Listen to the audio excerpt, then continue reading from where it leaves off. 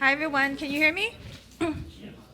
Sounds good? Okay, so thank you for coming to the number 6 General Plan Subcommittee meeting.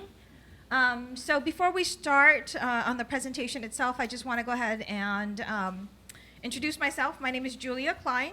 I'm the I'm the principal planner working on the General Plan Update project. With us this evening are Jan Jensen, with PlaceWorks, lead consultant for the project, as well as Carrie Stone with PlaceWorks as well. We also have several city staff with us this evening. Kohar Kojan, Community Development Director, Roscoe Matas, Senior Planner. Wendy is way in the back, also on the advanced planning team. Ram Lunakawa, Chief of Planning, is also here. Drew Corbett, City Manager, is here, and then Brad Underwood, sitting in the back, Public Works Director, is also here this evening. I'm trying to see if I have everybody. Okay, so let's see. Any other commissioners or board members that I'm missing? No? Okay. All right. So when we start the meeting, we'll go ahead and also announce, introduce Ellen, the chair of the meeting, will introduce the General Plan Subcommittee members. But before we start, I think I want to just welcome you all for coming this evening. And we're going to cover a very short outline of the meeting itself. But before we start there, I want to just cover what the role of a General Plan Subcommittee meeting is versus what I think community members, some of you I've seen at community workshops. So can I get a show of hands of folks that have come to a community workshop, the June 8th or June 10th workshop? Show of hands. Okay, so that's pretty good showing. Thank you for participating in those workshop meetings. I think what you'll see tonight is some of the feedback that you guys provided at those meetings are captured in the memo this evening, in the packet, as well as on the map that's been posted online. So that's great. The General Plan Subcommittee meeting was, the group was formed actually not as an advisory body. They're not making a formal recommendation to the Planning Commission or City Council. Their purpose is really to work as a group.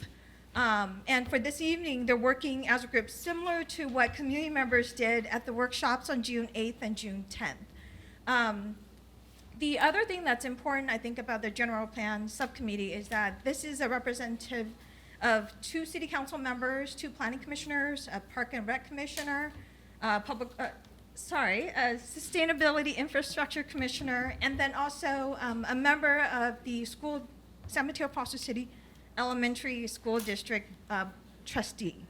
And so it's a fair representation of different interests in our community, different commissions representing different voices that they're hearing are important to the community. So with that, I'm going to go ahead and just go into the presentation. Victoria, we have to call the meeting to order. Oh, yes, I'm so sorry. We do need to call the meeting into order. And roll call. And roll call. Should I go ahead? Yes. Okay. Do you want to? I'd like to welcome everyone to meeting number 6 of the General Plan Subcommittee, and the meeting's called to order. For roll call, Rick Bonilla. Here. Ken Chin. Here. Amarance Lee is excused. Ramiro Maldonado. Here.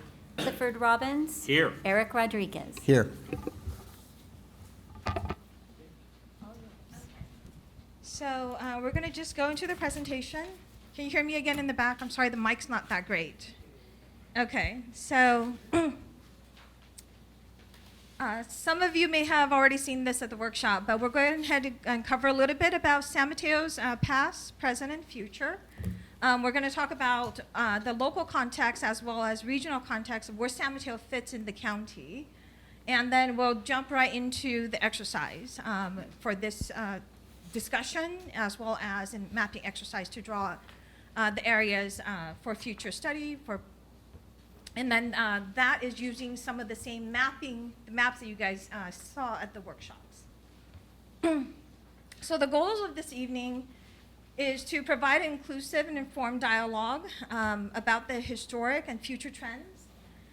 We will also summarize input from the study areas to date that we've received and identify geographic areas or sites of the city, in the city that can be studied. Part of this is also understanding that this is one step. The General Plan Subcommittee is one avenue of input. It's part of a larger process where there's multiple opportunities for community input. The workshops are one. There's also the online engagement tool that's already up on the project website. We're also receiving a lot of written comments from the community. And so all of those are various opportunities, various ways for community members to provide input. So some of you may have seen this, but San Mateo's not a new city. We've been around for a bit. This is an old map from 1872. You can see back then the city was much smaller. Focus around the downtown area, we'll see so concentration development. There were some major roads, but then by 1938, you can see that the city has definitely grown in size. Then today, it's even more developed. And so at this time in 2019, most of the city is actually developed. We have very few vacant land except for the open space.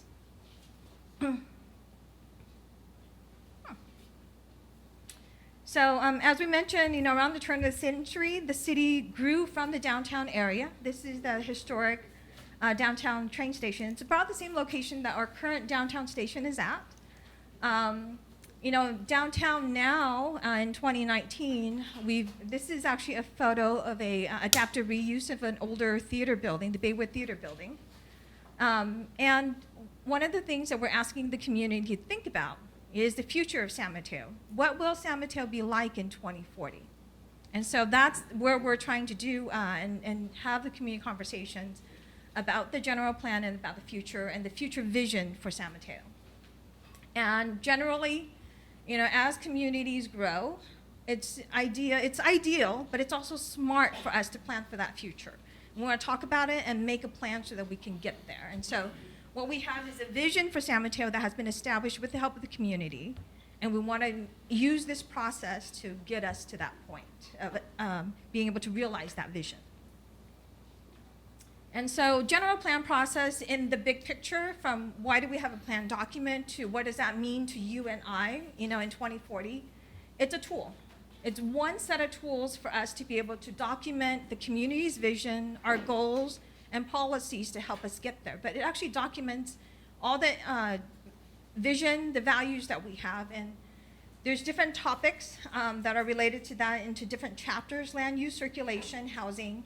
But it also includes our focus of what's important for the community in terms of our established values. And that's diversity, balance, inclusivity, prosperity, and resiliency. All of that serves as a guide for us in shaping what we're going to be doing in terms of talking about growth, preservation, how to address climate change. Along with that high-level policy document are specific plans that help zero in on certain geographic areas. Downtown as a geographic area has a study, has a specific plan.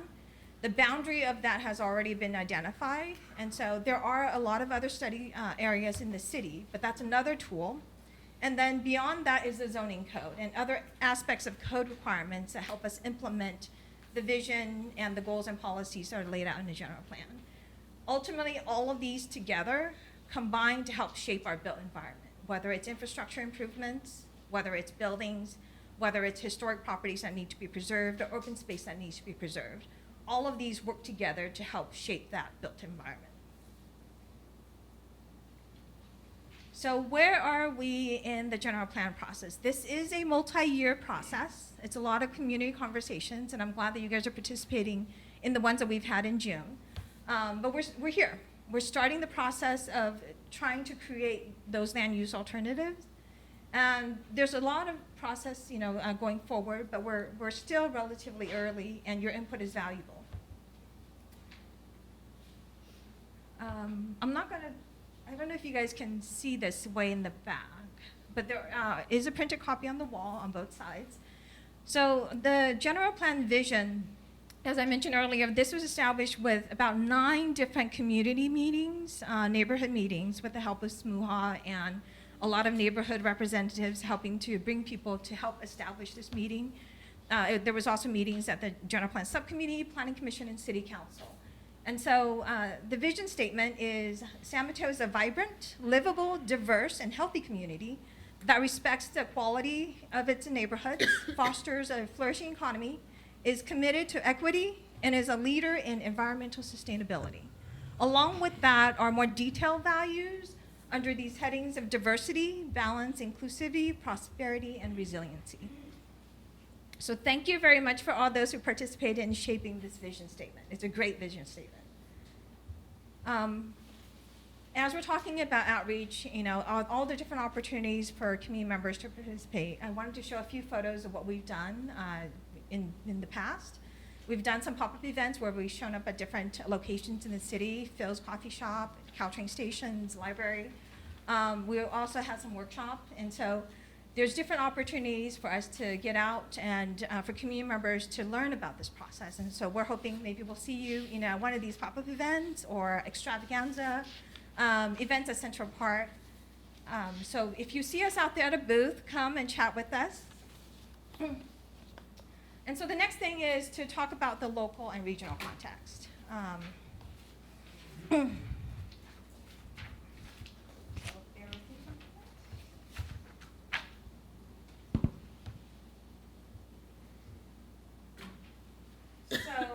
So this is information that's pulled from the census. It's also, this whole entire presentation is on the Strive San Mateo website.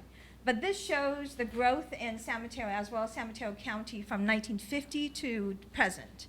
And you can see that San Mateo City itself has more than doubled during that time frame. The county population growth has, and that's the red line, you can see that growth has been even more so. But change happens, and change is expected to happen, to continue to happen. Population growth is expected to continue to happen going forward through 2040.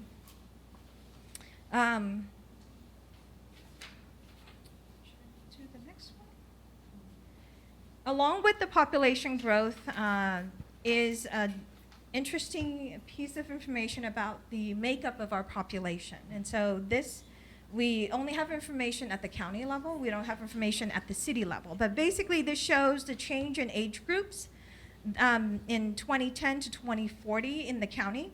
And you can see that those that are in our community that are 65 or older, that's the dark green line. And from 2010, you see that every single year that that group of population is increasing. The projection is that group will also continue, that rise will continue. And the other cohorts are also seeing some change, but the interesting part is the 65 and older group.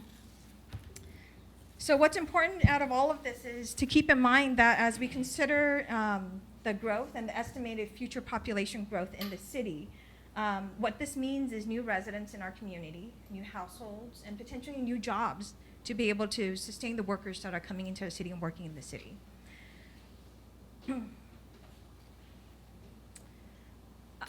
We've talked a lot about housing and the needs for balancing housing and jobs. This is jobs and housing ratios that show the relationship between where people work, and that's the job side of it, and where people live. Generally speaking, it's used as an indicator.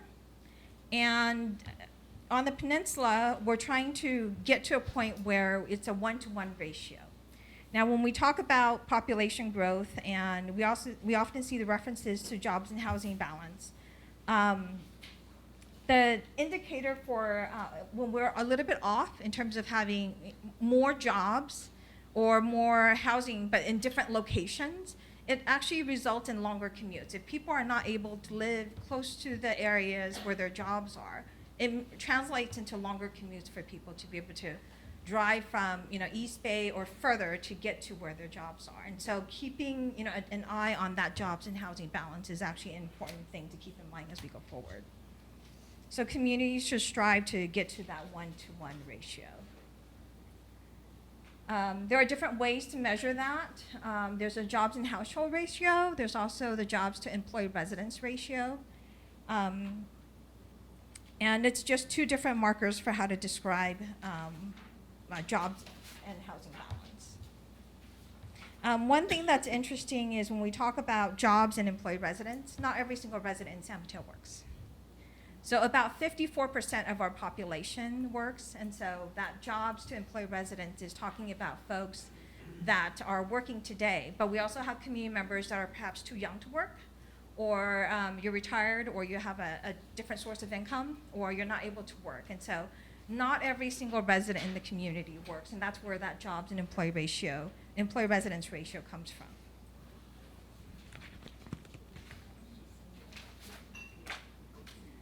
So this is also an interesting piece of information. We're looking at jobs created versus housing units built in San Mateo City between 2010 and 2017. This is local level data.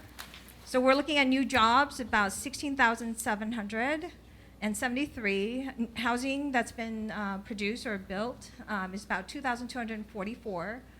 New residents is about 5,834, and then new employed residents, again, this is about 54% of the total residents, is about 3,151.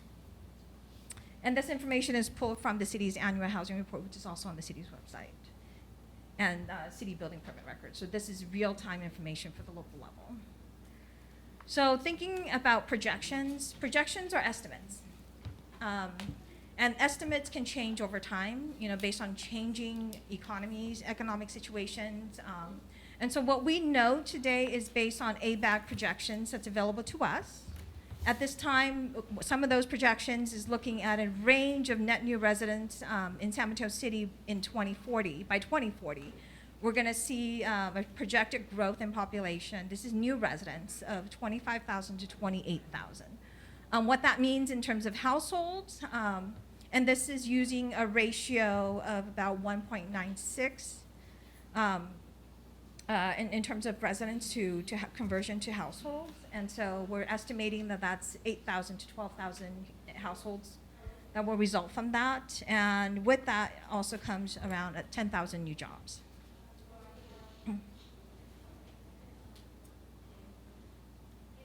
So future housing needs. I'm sorry, the ratio I quoted earlier was a little bit off. I said 1.96, it was 2.6. Apologize for that.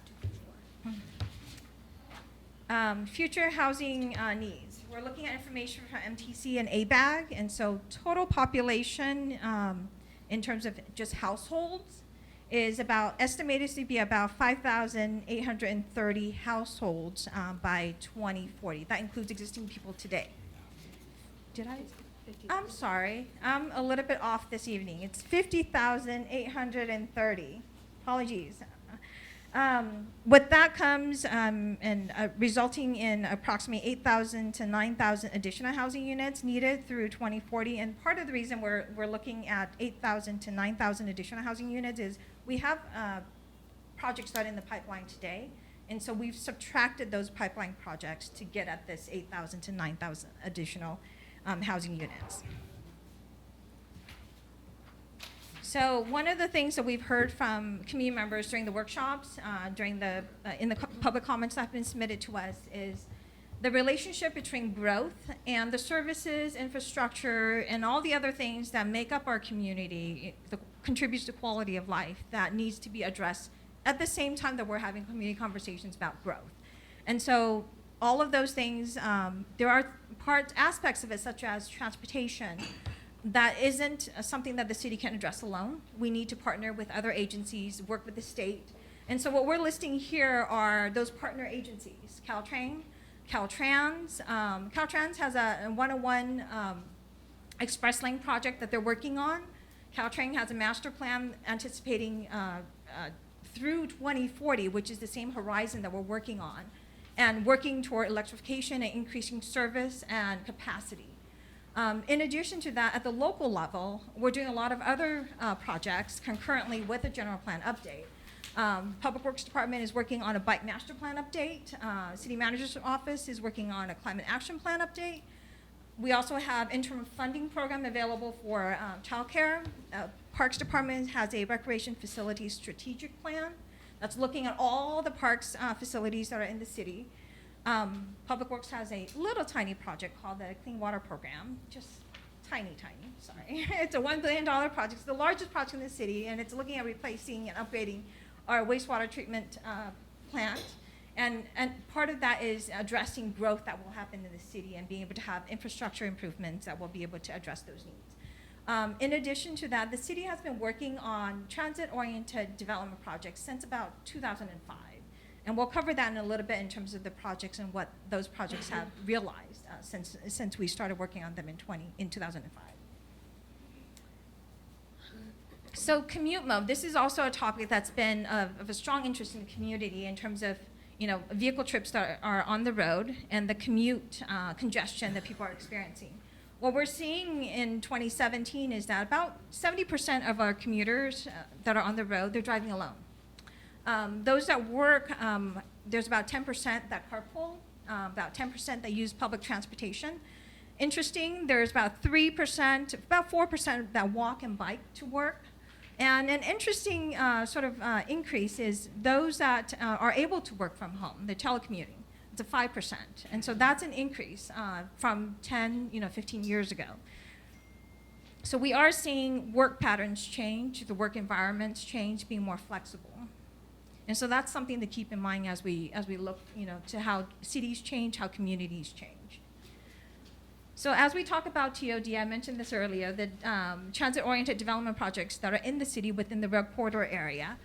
These projects have been partially built out. Peninsula Station, the red bar means that if that project was built using conventional development standards and requirements, the red bar would be basically the vehicle trips that would be generated by a traditional development project. What we're seeing with a TOD development project is that the vehicle trips there is still vehicle trips, but it's less than a traditional development model would be. And so TOD in the Peninsula Station is showing less vehicle trips being generated because it is a TOD project and the programs and requirements that are required because of a transit-oriented development project. The 450 Concord has been built out, but it's not fully occupied. And so what we're seeing is vehicle trips based on what has been occupied. But what we're seeing is still that trend. If it was a fully built project with a conventional method of the requirements for development, the vehicle trips would be a lot, that's the red bar, would be a lot more. What we're seeing right now is that it's not, it's a lot, it's less in terms of the vehicle trips that are actually being generated by the workers that are there. The green bar is actually showing the measures that we've taken. So every single year, Public Works Department contracts to have the actual vehicle counts, the driveway counts done. And so the green actually shows the driveway counts. So Bay Meadows, how many of you have been out there to Bay Meadows? Raise your hand, please. All right, so you guys are all very familiar with it. Great.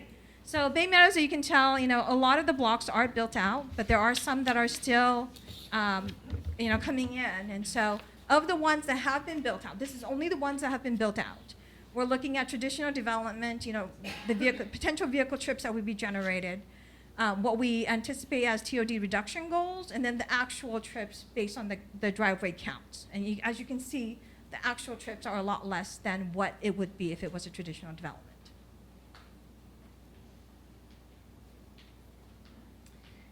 And so I think that piece of it is the background. And then we're going to hand off to Joanna for the rest of it. Hi there. I'm Joanna Jansen. I'm with PlaceWorks. We're the consultant helping the city with the general plan update. And I just want to briefly, before we dive into the rest of the meeting, walk through the land use alternatives process as a whole and how the study area exercise tonight fits into it. The reason why this is an important exercise is because one of the key pieces of the general plan is the general plan land use map. You might be familiar with this map, or the zoning map, which is based on this map. And the designations of this map, the colors on this map, determine what can be built where and at what intensity. So it's a very important component of the general plan and of guiding the future development and preservation in the city. And as part of the general plan updates, we're going to be considering whether updates should be made to this map. And the way we're going to get there is by going through a very careful and thoughtful land use alternatives process. We're at the very beginning of that land use alternatives process right now. We're starting here with the first step of choosing the study areas. So what are even the areas that we should look at to consider potential land use map changes before we dive right in and start talking about what those changes should be. Once we identify the study areas, which is part of what we're doing tonight, we're going to be then developing a range of alternatives for each individual study area.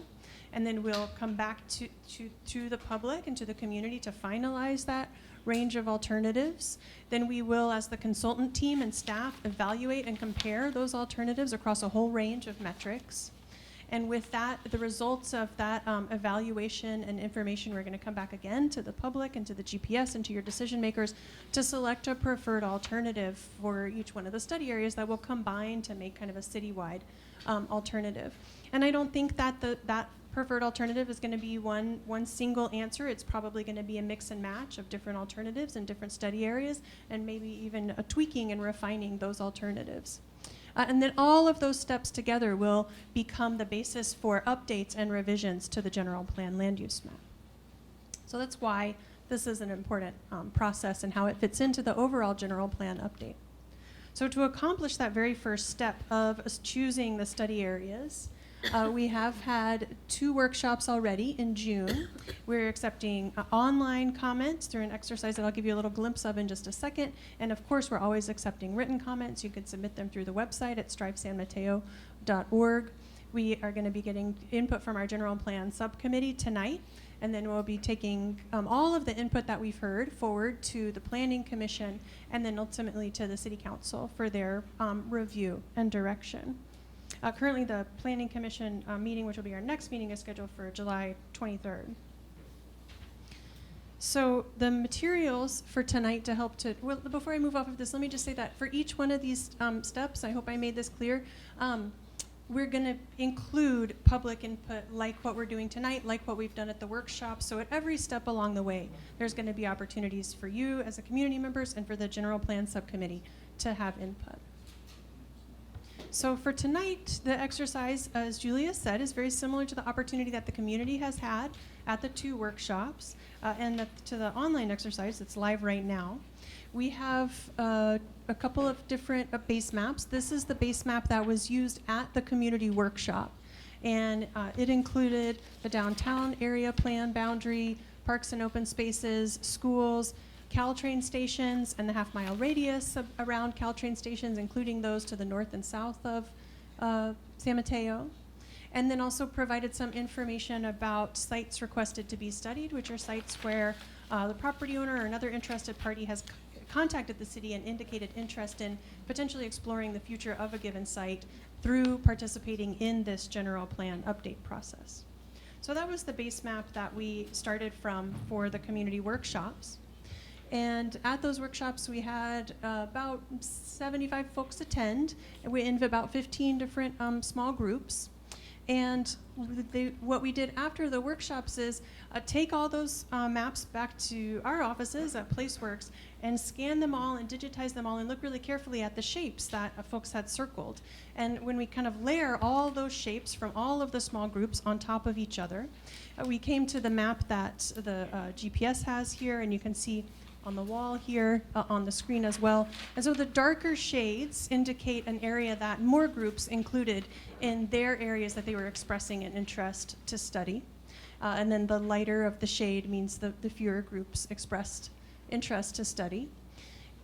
Similarly, groups also had the opportunity at those workshops to identify areas that they would like to see considered for preservation. So those areas are also compiled on this map, and they're outlined in blue. And just like with the purple, the darker shade of blue indicates that more groups identified it as an area they'd like to consider for preservation. And the lighter blue means a smaller number of groups identified it as a preservation area. And one of the interesting things that I'm sure we're going to be talking about tonight is that there are some places where those areas overlap, where a lot of groups said it should be an area to study, and other groups said it should be an area to preserve. So already the process is really surfacing a whole variety of viewpoints here in the community, and we certainly expect that will continue.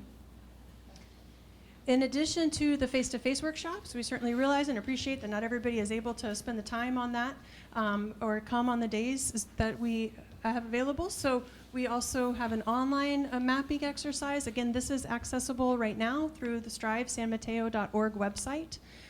We've had so far, as of when I checked yesterday, we've had about 67 folks participate online. So we're getting some great feedback, and we're really excited about that. It's a similar type of opportunity where you can draw shapes that you would like to express an interest in studying or an interest in preserving. So please check that out and encourage your friends and neighbors to do so as well. Tonight, what we would like to do with the General Plan Subcommittee is like the exercise that we've done successfully now a couple times at the community workshop. Have the GPS members look at the map, and we have both the compiled study areas map with the purple and blue shading, as well as the blank base map that was the workshop base map. So either one, we can talk about using either one for the mapping exercise and get some GPS input on identifying potential areas to study and or potential areas to preserve. In addition to that, I think it was really useful for a lot of the groups at the workshop to talk about the characteristics of a study area. What are the types of places we want to take a close look at? Given everything you've heard throughout this process, are there any areas that you think should be a focus of identifying potential areas to study? And get some characteristics out on the table before we dive into drawing the shapes. And we're going to be taking notes on all of the discussion, not only the shapes that we draw on the map, but also other input about what makes a good study area. Again, tonight we're really focused on the where and kind of thinking about where the land use map might be changing in the future. There is, as you saw, several more steps in the process of developing the what and what is going to be included in these land use alternatives. Certainly if those ideas start to come up tonight, we can make a note of that, but we don't have to determine what the alternatives are tonight. We're just focusing on the where tonight. Here, as I mentioned, we might want to be thinking about the study areas. This is some of the food for thought that we provided to the community workshop participants, thinking about the areas that are likely to change between now and 2040, areas that are near transit service, areas where, as Julia said, we don't really have just vacant land, raw land waiting to be developed anymore, but there may be sites or buildings that are vacant or outdated, or where they seem, for other reasons that you might be familiar with, like a good candidate for potential redevelopment sometime over the next 20 years. And of course, as we did at the workshop, we're always taking input on areas that you feel like should stay the same as well. So we have the base maps, as I mentioned, both the community base map and the compiled study areas base map. That's kind of how we refer to that map with the purple on it for shorthand. We also have, for your reference, an aerial of San Mateo, the existing general plan land use designations map, and the designations are described on the back of it for resources. And let me just go quickly before I close into next steps. Again, the online mapping exercise is live right now. We want to wrap that up in time to synthesize and compile that input into the Planning Commission and City Council meetings that are going to be happening. So that's going to close on July 15th. So please do go ahead and participate if you'd like to. The Planning Commission is July 23rd. City Council is August 19th. And then after we have some direction on the study areas, we're going to be getting geared up to go start all over with this process of workshops and general plan subcommittee meetings in the fall of 2019 to start to drill down. Now we know the where, now we're going to talk about the what starting in the fall. So that's the overall plan and how tonight fits in. Yes? Could you let us know again where the online mapping exercise can be done? Yeah, of course. The online mapping exercise is at strivesanmateo.org. That's the general plan update website. In addition to having the online mapping exercise, it has a lot of background information and has all of the photographs of all of the maps from all of the community workshops. It has all the materials from our meeting here tonight. So that's a great resource for folks who are interested in this process. You can sign up there for the mailing list and also provide written comments through that website if you like. strivesanmateo.org. Okay.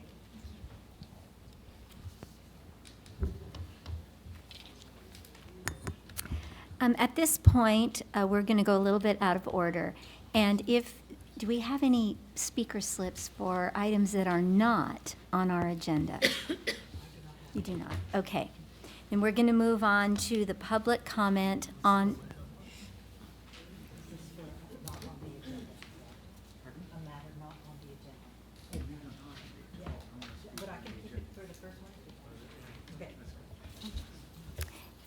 Okay, so we'll move on to public comment on our agendized item, which is the study areas.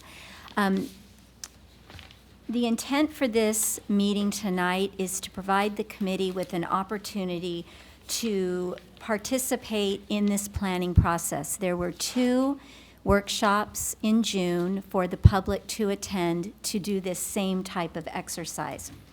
So tonight, we are going to ask that the comments be limited to 1 minute each, and please have them pertain to the where aspect of this agenda for tonight. So the comments should be related to the map type planning activity and the where question. And please keep your comments germane to the topic.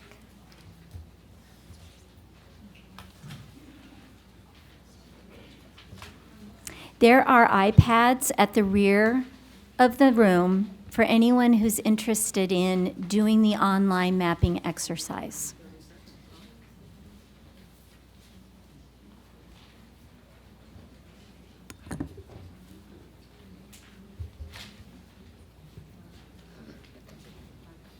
So please know that at 1 minute I will ask you to wrap your comments up, and please be respectful that we're going to try to get as many people as we can in tonight.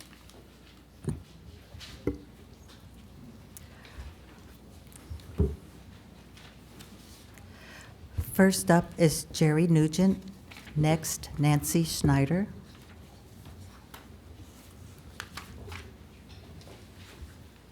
Thank you.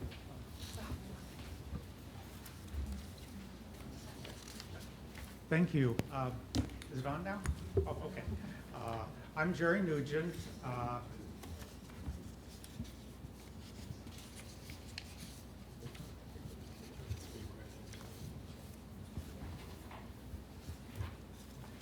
Does that count as part of my time? We'll start you over. I'm one of the few people who have retired and moved to San Mateo. Most of your aging growth is people who live here, but live in the north central section of town. I love it there. I love it because I can walk down the street and I don't see people who look like me.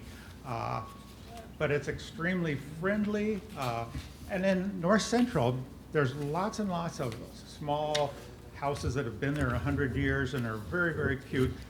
But there's also a tremendous amount of really substandard family housing. And when we look at the opportunities of the area, as well as the preservation opportunities of the area, it just almost screams out, this needs to be studied and studied carefully as part of the plan for San Mateo. Thank you. Thank you. Nancy Snyder, Matt Taker up next. Change the Hi, I'm Nancy Schneider. I live just a few blocks away. I'm going to start my comments real quick with a question for you to think about.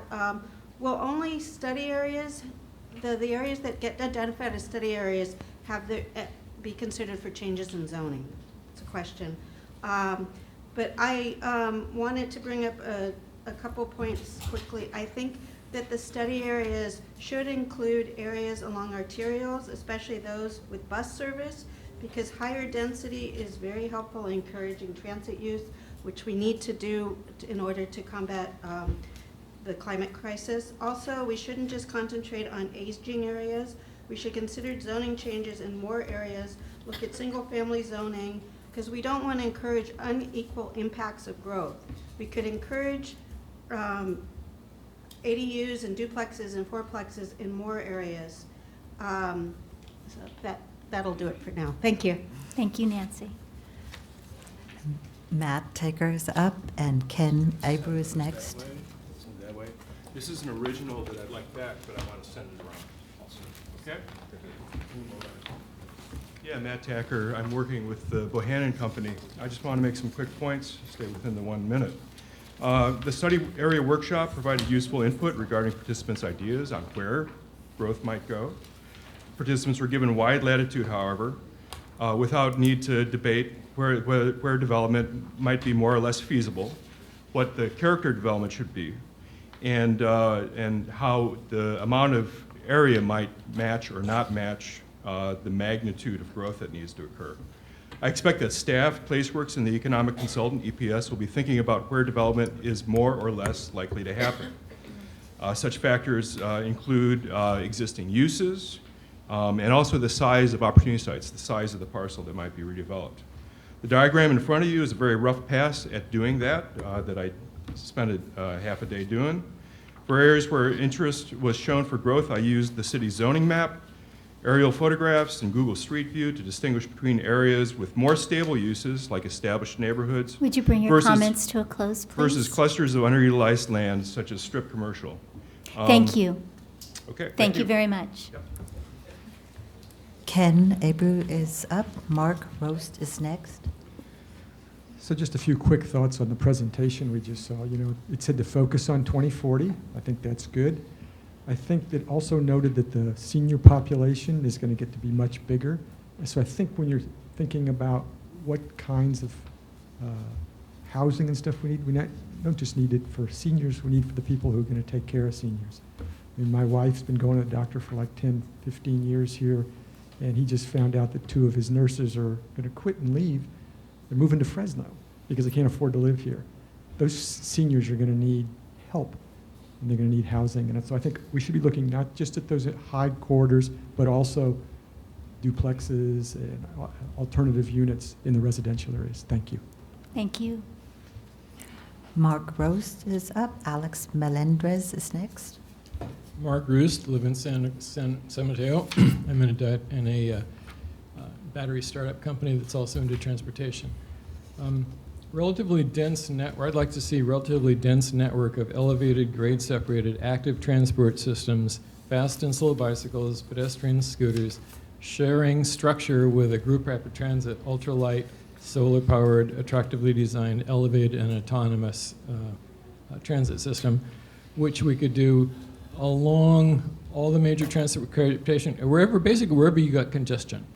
You know, up 101 to get out from the Hillsdale area on the other side of the freeway into the other part of town. So, you know, wherever you've got congestion, that's a good solution. Thank you. Alex Melendrez is up. Adam Nugent is next.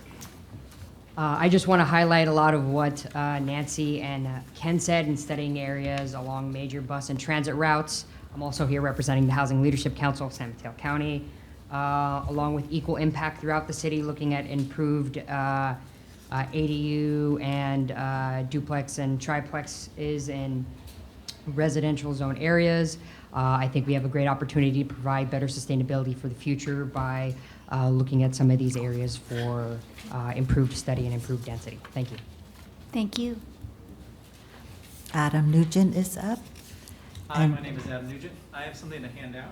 It's Planning for Equity. The APA just created this Planning for Equity guide. I want everybody to look at it. I want to strongly encourage the area of my neighborhood within walking distance of the downtown train station to be studied in the general plan update process. That's North Central. It is vital that we build more homes within walking distance of our downtown and train station.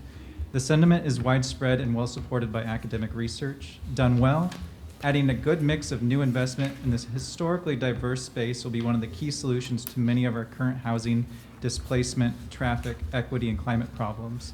We need to focus on what the American Planning Association calls triple bottom line outcomes: environment, equity, and economy.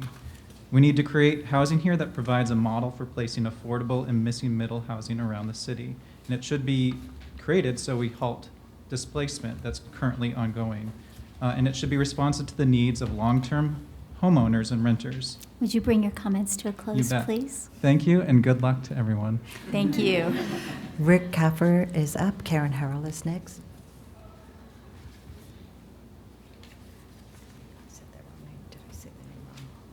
Rick. Is that a Rick? Okay.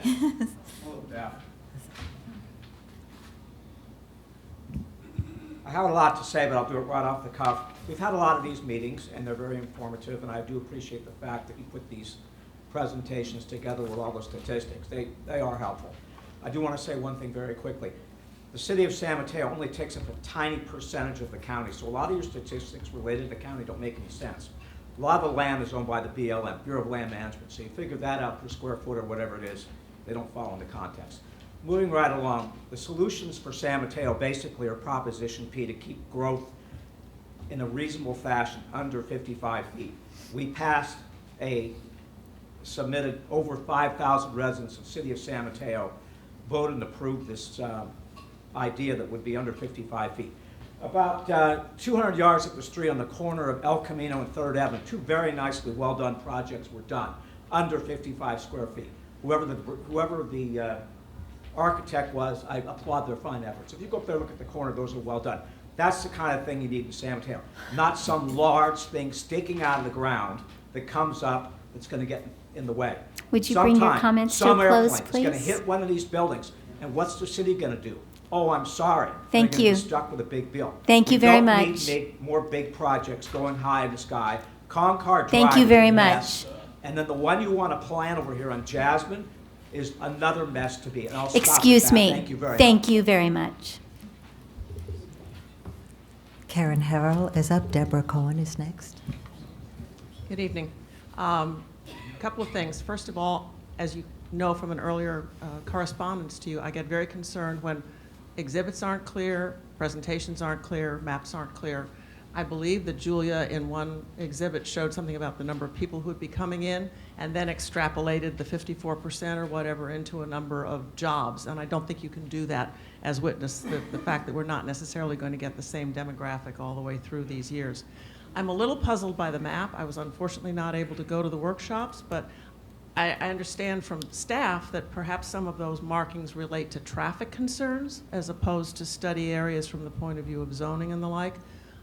It's got to be clear if that's the case. If people are thinking about actual development versus traffic issues, which are extremely, extremely important, you need to be calling those out in a different way, because I nearly fell off my chair in front of my computer when I saw that the little lavender line went up in front of my house on a 14% grade. I mean, there's nothing else you're going to do up there. I think it also managed to include the mayor's house. So, you know, you really need to be sure that your exhibits are clear, that you don't change subject between Would things. you close and that your comments, yes, please? and that your maps are absolutely clear, whatever you come up with tonight, that it's what it is, what are you addressing in those study areas. Thank you. Deborah Cohen is up. Drew is next. I'm Deborah Cohn. I think it's fitting I follow Karen because I went to almost all the workshops and in fact, all of them, and there are no slides that say what study means. Bullet points. Study means bullet, bullet, bullet, bullet. No slides had that. A lot of that was not clear, and so I echo a lot of what Karen just said, and I still don't know what it means to study an area. Thank you. Drew is up. Michael Nash is next. Good evening, everyone. So for a study area, I think one key zone that should be studied is the entire Caltrain corridor from the North City Line to the South City Line. And why is that? That's because the Caltrain Business Plan 2040 is projecting a 4x, that's 4 times the amount of people transported on that route, and will have major impacts in San Mateo. There's 4 tracking involved. The station platforms at all the stations will need to be lengthened. The new platforms will need to be about 1,000 feet and stuff. So that has dramatic impacts. Grade set through downtown. How to do that? We need to reserve the land. This is about reserving the capacity right next to the track for lots of things. It doesn't mean we can't use that land for other things like park, linear park and stuff. But there's dramatic things. There's connectivity under that at like 39th Avenue, doing a bike ped under there, so it connects the multifamily housing on the east side to El Camino on the west side, so they can take the bus and do things like that and stuff. So I think that's just one key zone the whole way. Thank you. Thank you. Michael Nash is up. Lori Watnuki is next. Okay, I think this process is a lot better than it was at the start. Secondly, I love outreach. It's a great way of getting some general ideas, but it doesn't project to the city. So I'd like to see some effort made to test some of these ideas with spot surveys that are scientifically done so that we know that this map is supported by most of the residents of the city. Thirdly, the rail support, I agree with that gentleman's comments, especially since the rail plan that was sent out suggests that the downtown station in a moderate growth scenario will have half the current level of service. So if we're proposing to ratchet up transit-oriented development around the station that Caltrain is de-emphasizing, would have an obvious role. Thank you. Thank you. Lori Watnuki is up. Robert Whitehair is next. Lori Watanuki. Excuse me. I just wanted to focus on parks and open space. We happen to have a commercial city parking lot at Delaware and 7th, and I'd like to recommend a pocket park for the children. And currently Delaware is 100% residential, but this is a parking lot that's being used for commercial vehicles. So I'd like this to be a pocket park for the residential neighborhood. Also, I'd like to see more clarification on the grade separations that are going through the downtown, and some clarification on that in the future. Thank you. Thank you. Robert Whitehair is up. Bridget Doherty is next. Thank you for the opportunity to speak. I want to thank the General Plan Subcommittee for the leadership they've taken over the last few months. If I heard Julie correctly, she says 67 people have entered comments on the map. And I wonder if that number is correct, even for the 100, how are you going to expand it beyond the 67? That's a very small percentage of San Mateo. Fortunately, some of my areas got in, but there are other people who have opinions on that as well. And all of you have leadership in that to expand the areas. I would like to make sure that regional issues such as transportation are included in the study areas. How we link El Camino Real, for example, to the bus system, or God help us, light rail, which someday might come to the area. So I'd like to see the interconnection of all the other objectives from a regional perspective. Thank you. Thank you. Bridget Doherty is up. Tammy Strange is next.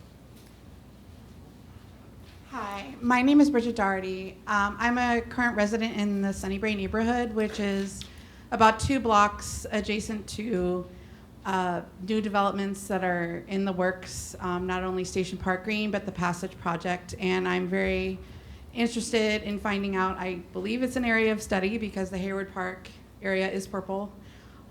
If there's anything in the works to improve the infrastructure of roads in that neighborhood. Currently, if I try to go anywhere near 19th Avenue or 3rd from my neighborhood, I cannot get into Foster City where my daughter plays soccer in under an hour. If it's probably about 3:45 or after that. So as a resident of Sunnybrae, and a lot of the other residents in our neighborhood are very concerned because the Passage Project has used some sort of traffic study saying that there will be reduced number of trips to that neighborhood, but they're not taking into account all of the neighbors, especially low-income neighbors in that neighborhood who walk to all of those areas for shopping, which will no longer be there. Thank you. Thank you. Tammy Strange is up. Nate Lyon is next. Good evening. My name is Tammy Strang. I live in the Laurelwood-ish area. So I live on one end of West Hillsdale, and I actually work on the other end, on East Hillsdale and Foster City. So it's very appropriate I follow Bridget. One of the things I'm interested in is exploring the transportation and housing link in that area. It's a very highly traveled corridor. I have seen the traffic on the other direction as I come home from work. So just to consider what we can look at in terms of transportation and the housing link in that area. My other concern is, as somebody who lives in the Laurelwood area, who sees a lot of purple where I am, and is concerned about who was making comments about redeveloping in that area, just because it is a shopping mall, a strip mall with a lot of suburban housing, I don't think necessarily that means it needs to be turned into high density. And a lot of people love that shopping center, just so something to consider. Thank you very much. Thank you. Nate Lyon is up. Thomas Heiser's next. Good evening. My name is Nate Lyon. I'm a resident of Redwood City, and I'm here on behalf of the Greenbelt Alliance, organization that addresses land use issues throughout the Bay Area. We'd ask you to emphasize housing zoning throughout the city, as well as emphasize affordable housing along the transit-oriented development area of the Caltrain corridor. It's important to create equitable housing throughout that area in order to allow the residents who would live in this affordable housing to be able to take this public transportation. I'd like to also emphasize your partnership with Caltrain as an option with the zoning option. Thank you very much. Thank you. Thomas Heiser is up. Good evening. I'd like to start by saying I live east of 101 and south of 92, so I'm going to echo what some of the other people said, that definitely I think moving sort of west to east across 101, particularly in the afternoon commute hours, is a problem. However, I think that a big part of that is sort of elucidated in the packet here, where it talks about how we've added 80,000 some new jobs in San Mateo County and only 7,000 housing units. Also, I don't have the numbers exactly on the top of my head, but I believe in the existing conditions report, it illustrates how over the last 10 years we've gone from something like a jobs housing ratio in the city of San Mateo of 0.86 to something like 1.1. I think that to some extent we should be trying to get back to that 0.86 level. I think we should be aggressively zoning for more housing. At the I was at the Saturday morning impact areas discussion, and I think that one thing that we should really look at doing is if it sort of felt like we were trying to highlight everywhere on the map, and I think at some point we should really just think about, is there a place in our city at this point for R1 zoning? Should we really just go to, say, duplex, triplex, quadplex throughout the city? And then also we need to make sure that we're matching, and this is also I think exactly what someone earlier said, we need to match the accessibility or mobility issues with the land use. I'm really excited about the fact that there was a lot of highlighting of TOD. If we look at the numbers for the transit-oriented developments we have, they work. Thank you. Thank you. Is that it? Is there anyone else that'd like to speak on our topic? Hi, my name is Keith Weber, and my comments relate to the map. I look at that map on the wall, and I see an enormous amount of pink. And I think many people in the corridor between Highway 101 and El Camino would look at that big swath of pink and be frightened. We talked about what the pink area intends to study. My assumption is that the pink area means study for growth and intensification. However, if it's study area for transportation improvements, that's something else again, as other people have brought up. So I'm concerned at the enormous amount of pink on the map. Thank you. Thank you. If I may, through the chair, Keith, would you fill out one of the forms, please? Thank you. Okay. And one more comment. Thank you, everyone. I know a rapid-fire 1-minute time limit is not an easy thing, but I really appreciate everybody sticking to that and for coming this evening. So now we're going to move ahead to our subcommittee work. So we can do it a couple of different ways. I think there were several questions from the community.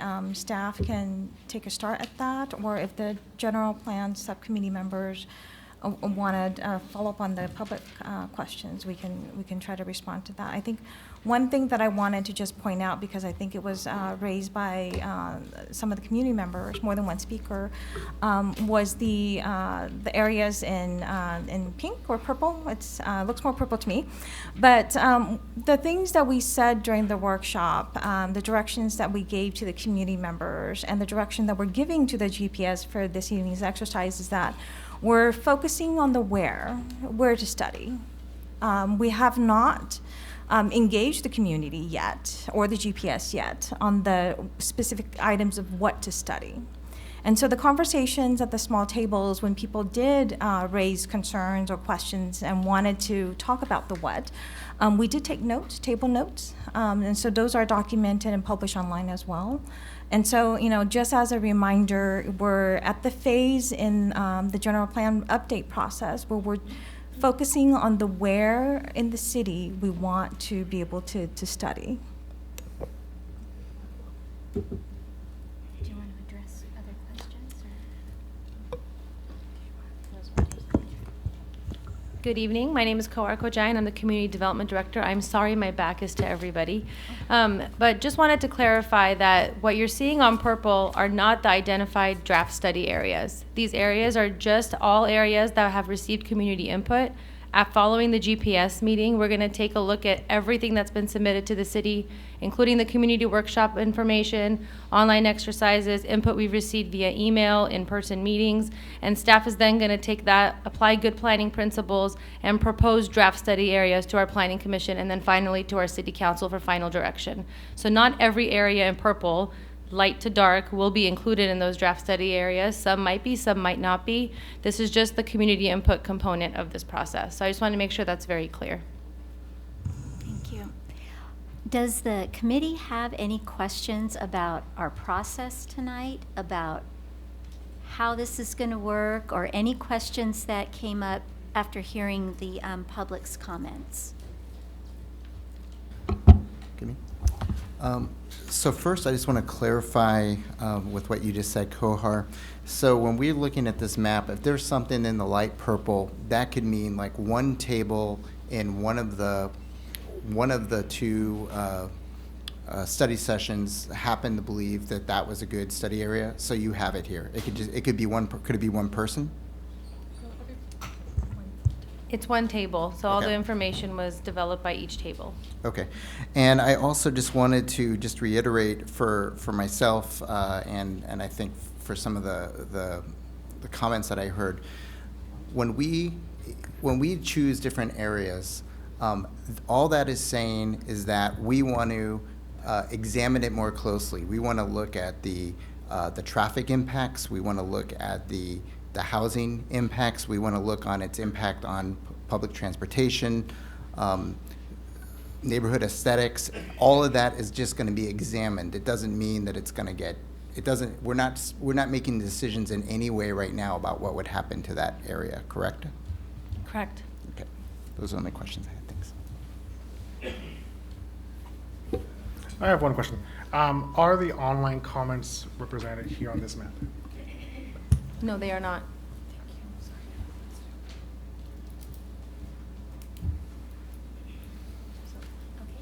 Joanna, facilitator. Okay, you ready? No more questions? Great.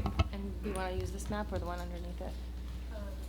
Yeah, well, I think. Oh, thanks, Eric. Before we dive into the map, I know that when we were at the workshops, a lot of the small groups found it helpful to start off with more of a generalized discussion about where are the types of areas that we might want to consider. And I think Councilmember Rodriguez expressed very succinctly just now kind of what it means to consider those areas going forward and the range of different impacts that we're going to look at. It does include things like traffic impacts, impacts to schools and public services, impacts to utilities, as well as a feasibility component of how big the parcels are, what the ownership is, how likely development is to happen, or different types of development. So that's the nature of our analysis. And as we're thinking about what kinds of areas we want to do that evaluation on, some groups at the workshops found it useful to first talk about the kinds of areas that they might want to look at before they jumped into actually drawing on the map. So the GPS could consider that if you want to start your conversation that way. When we are ready to start drawing on the map, as I mentioned during my presentation, I think we might move things around a little bit, but we have both the compiled study areas map for your reference, if that seems like a useful starting point to you, as well as the original base map that was provided for the community workshop. So either one of those could be a starting point for discussion. So I'm open to how you guys want to get kicked off here, whether you want to dive right in, start drawing on the map, or talk about study areas or areas to consider for further study more generally. Could we talk a little bit about concept versus an actual location? Yes. So we were talking earlier today that a concept would apply to the whole city, whereas a specific part of El Camino could be a study area as well. Yeah, it's a great point. Thank you for bringing that up. Certainly, we did hear input at the community workshops, and the GPS may choose to give input tonight that's broader than just one specific area or location, in addition to identifying specific areas or locations. So, for example, you might say, well, I want to explore allowing certain types of residential use within certain types of commercial zones. So you might have a zone or a general plan designation right now that's all commercial, and you could provide input to consider adding a residential component to that designation. So that's an example of where that would occur everywhere that designation applies, as opposed to just in one finite area. So we can do both. Ken? Kind of a quick question. Just in terms of time limits, I'm just wondering what is our sort of budgeted time for this, because we have 6 really informed members here of the subcommittee, and I'm sure we could talk for hours on this. And I just want to make sure what's the process there in terms of, you going to give us all 5 minutes, or how do I want to do? We're scheduled till 9:30. Till 9:30. Yep. 1 hour and 50 minutes. Well, I can cover all that. Can you guys? Okay. Ken, are you implying anything? I just want to know. You know, to clarify, I'm sure you can fill it too. We had, for reference, we had about an hour for this at the community workshops. Okay. I'll jump in and just toss something out to people to try and come up at a high level here. We always talk about transit oriented, and I think that is key. That's not going away. So focusing on transit areas, and I would broaden that to, it's not just the train, it is arterials, which is why El Camino jumps up. But the other component, I think, which a speaker mentioned, but I think we all know, but it doesn't get talked about enough, is being near jobs and services, so that folks in that area can actually walk to a restaurant, maybe even walk to a grocery store, walk to a drugstore. So with those two things in mind, that opens up not only the rail corridor, parts of El Camino, but also parts of the commercial and light industrial that is east and south of downtown. You know, people are going to have different views on all that, but it's an area that we might want to study as to whether, you know, the city in its current state and in the next 20 years, you know, would be better served with housing of low, medium, or high density in an area, as opposed to what is now light industrial, or whether we need to keep that light industrial. Mm-hmm. And also, along those lines, some of that light industrial might not be conducive to housing above it. And how do we determine whether an auto shop might not be conducive to have housing above it, but something else might be? So that end, we serve with that light industrial, not just our own community, but surrounding communities too. So thinking that we need to preserve that to some extent along your line there. I'll just jump in. Since we're talking about the light industrial section, I mean, I think the question that we really do need to ask is whether or not we want to preserve that at all. For the longest time in the general plan, the idea is to preserve the light industrial, but we do have sections of the light industrial where, you know, it could really be a lot of housing if we really wanted to. You know, it's great that we have our little local auto mechanics and everything else when we go down the street, but there are some locations where we might want to consider this. Do we want to actually still want or maybe need all that light industrial in the city? I think you can make arguments for both.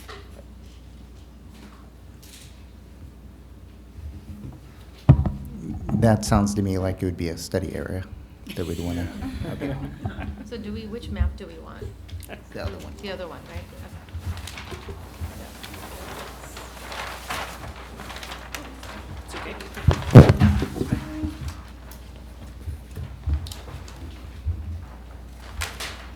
All right, and so just to remind you, we have the general plan designations. I don't have a packet in front of me. I think there's one over there. I know, there's a lot of paper on the table. If you, yes, yes, thank you. In your copy of the. Want it back. Can't trust these consultants. Borrow your watch, tell you what time it is. Yes, so you have the general plan designation map. If you're wondering, like I am, where are the light industrial areas?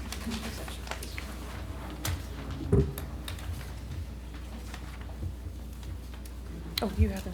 Yeah, I got it back. Thanks.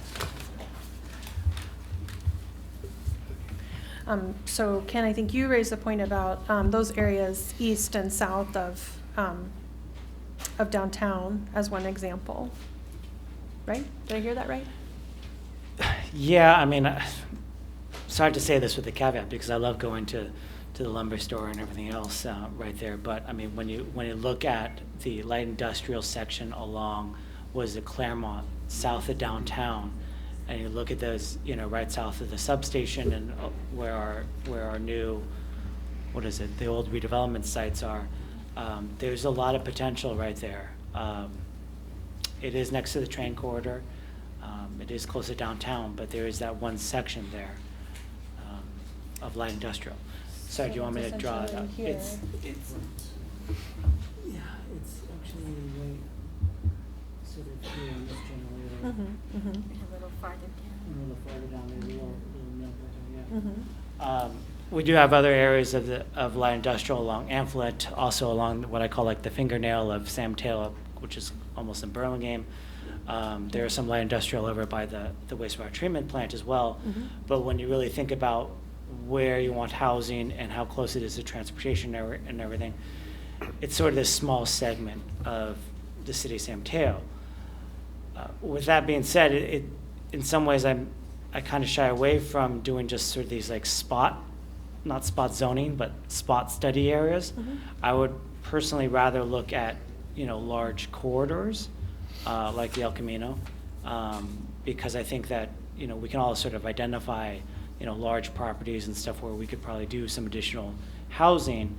But I think for when we talk about the general plan process and the larger process going to 2040, I think I'd like to look at sort of the corridors in my mind. And yeah. A question I actually meant to ask earlier is like, what is the definition of a good area to study? Can it be one parcel? Is it, is it a big, just a round circle? How should we be thinking about this? Yeah, great question. Thank you. I think we do have flexibility, and we want to try to, accommodate creativity and collaboration.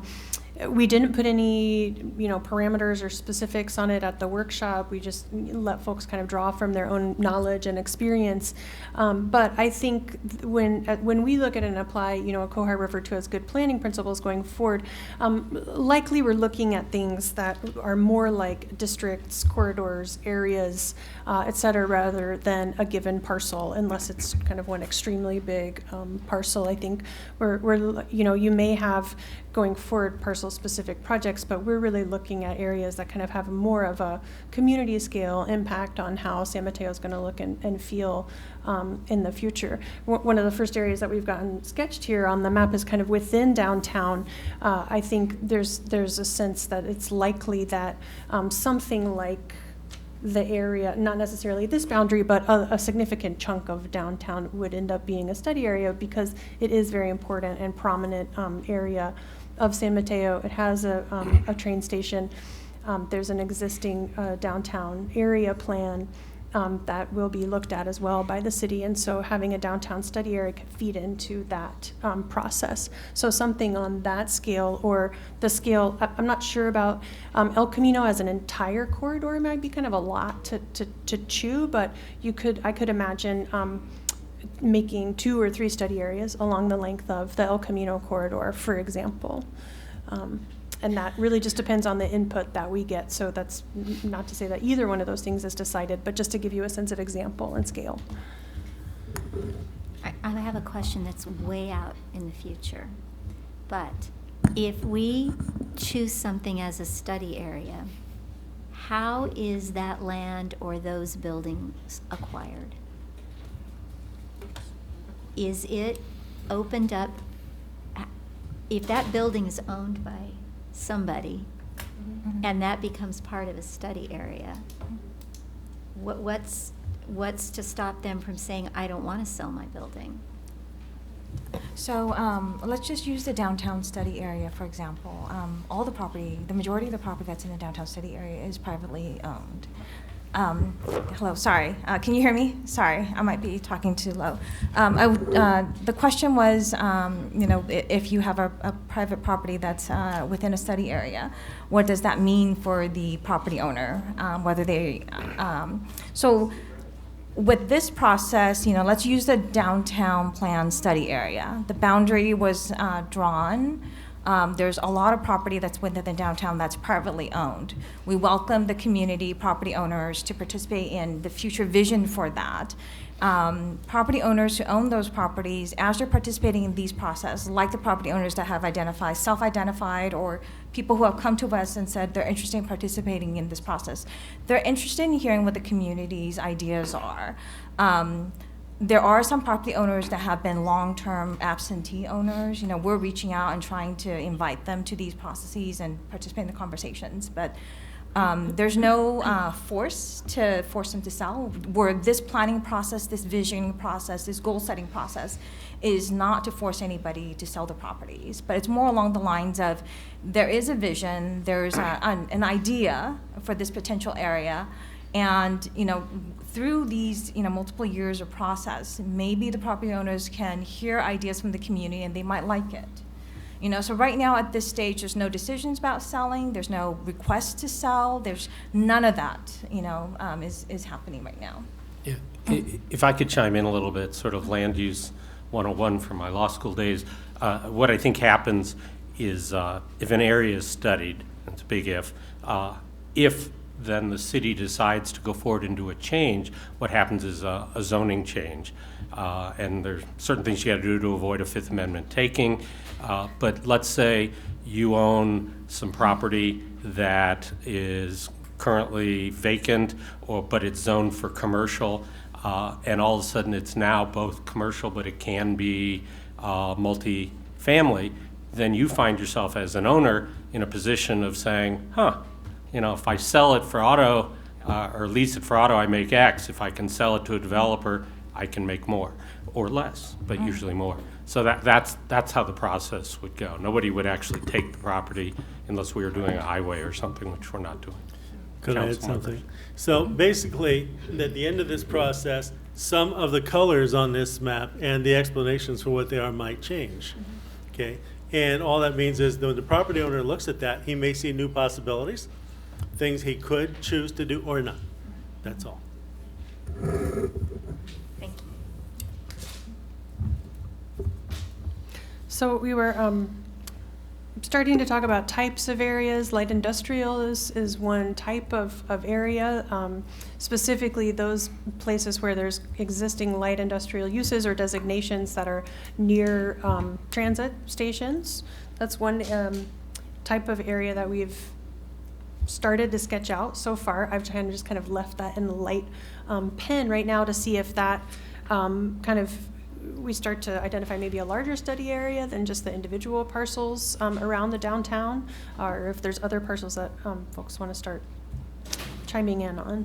But just besides transit, I do want to keep in mind, I personally anyway think, and from talking to neighbors, I think there are others who share this view, that it needs to be near services in commercial. And we have a sort of unique compared to a lot of suburbs around the country where they don't have a downtown, or all they have are some strip malls. We actually have downtown, there's 25th Avenue, there is up and down El Camino, Hillsdale Mall area. These are some areas where if you put housing, which by definition would have to be a little denser than what we have now because of the limits of space, the value is that folks there could actually walk to services. Services are needed. Yeah. Mixed use makes sense as well if there are no services, but we actually have services. Rather than having to come up with an artificial downtown, a little midway for your residents, we have areas where people could move in and have a spot to walk. The one other thing I wanted to get out on the table, because the other thing we were supposed to talk about are areas to preserve, and certainly the sense I get from my neighbors and talking to others is that there doesn't seem to be a lot of appetite among single-family home dwellers, and I'm one, to change that, to follow the Minneapolis-St. Paul mode. And I just want to get that out there. I personally think that we should be very careful to not unduly frighten our neighbors that we're trying to turn this into a totally urban environment. I think what we're trying to do is be responsive to the growth that is likely to occur going forward, and plus the jobs housing imbalance, which needs to be corrected, and we need to do our fair share. But I do want to kind of keep that, what we're preserving, out there too. At least that's my 2 cents on it. And I think I matched Ken, so I'll back up. Well, I'd like to add in with some of my observations when I was looking at the maps, the things that were done at each table during the study, as well as our combined map that we're seeing here with the purple and the blue marks on it. To me, we have clear present opportunities at each of the 3 Caltrain stations on the corridor.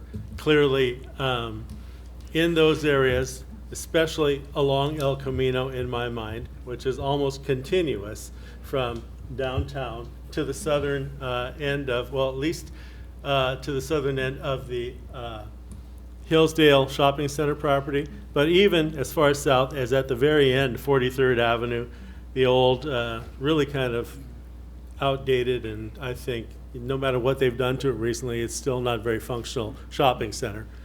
And that, along with what I see in areas along Claremont, certainly from 5th Avenue south to 9th Avenue, but also Claremont going north right through the core downtown area, as well as Delaware. Quite a bit of that development that's existing there could really stand to be see some improvements. And I think offering some opportunities to property owners there to be able to make some choices within certain parameters that would be decided later would be a good thing.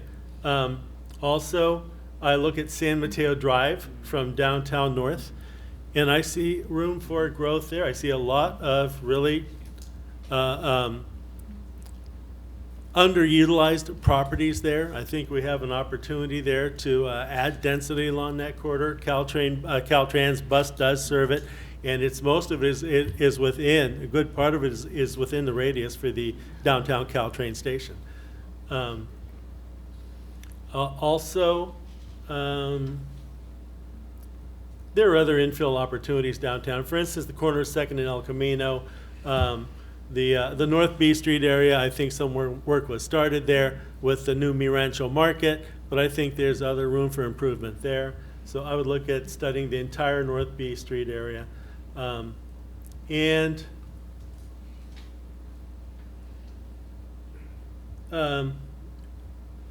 when I look at El Camino, I think about, rather than the radiuses, I think in some points I think about some kind of a distance from it, east and west, like 500 feet or 1,000 feet or a block or 2 blocks, whatever it is, right, where we could look at having studying some intensification of use there in order to just, look for the opportunities that may lie there that really haven't been made clear yet in any past study or discussion.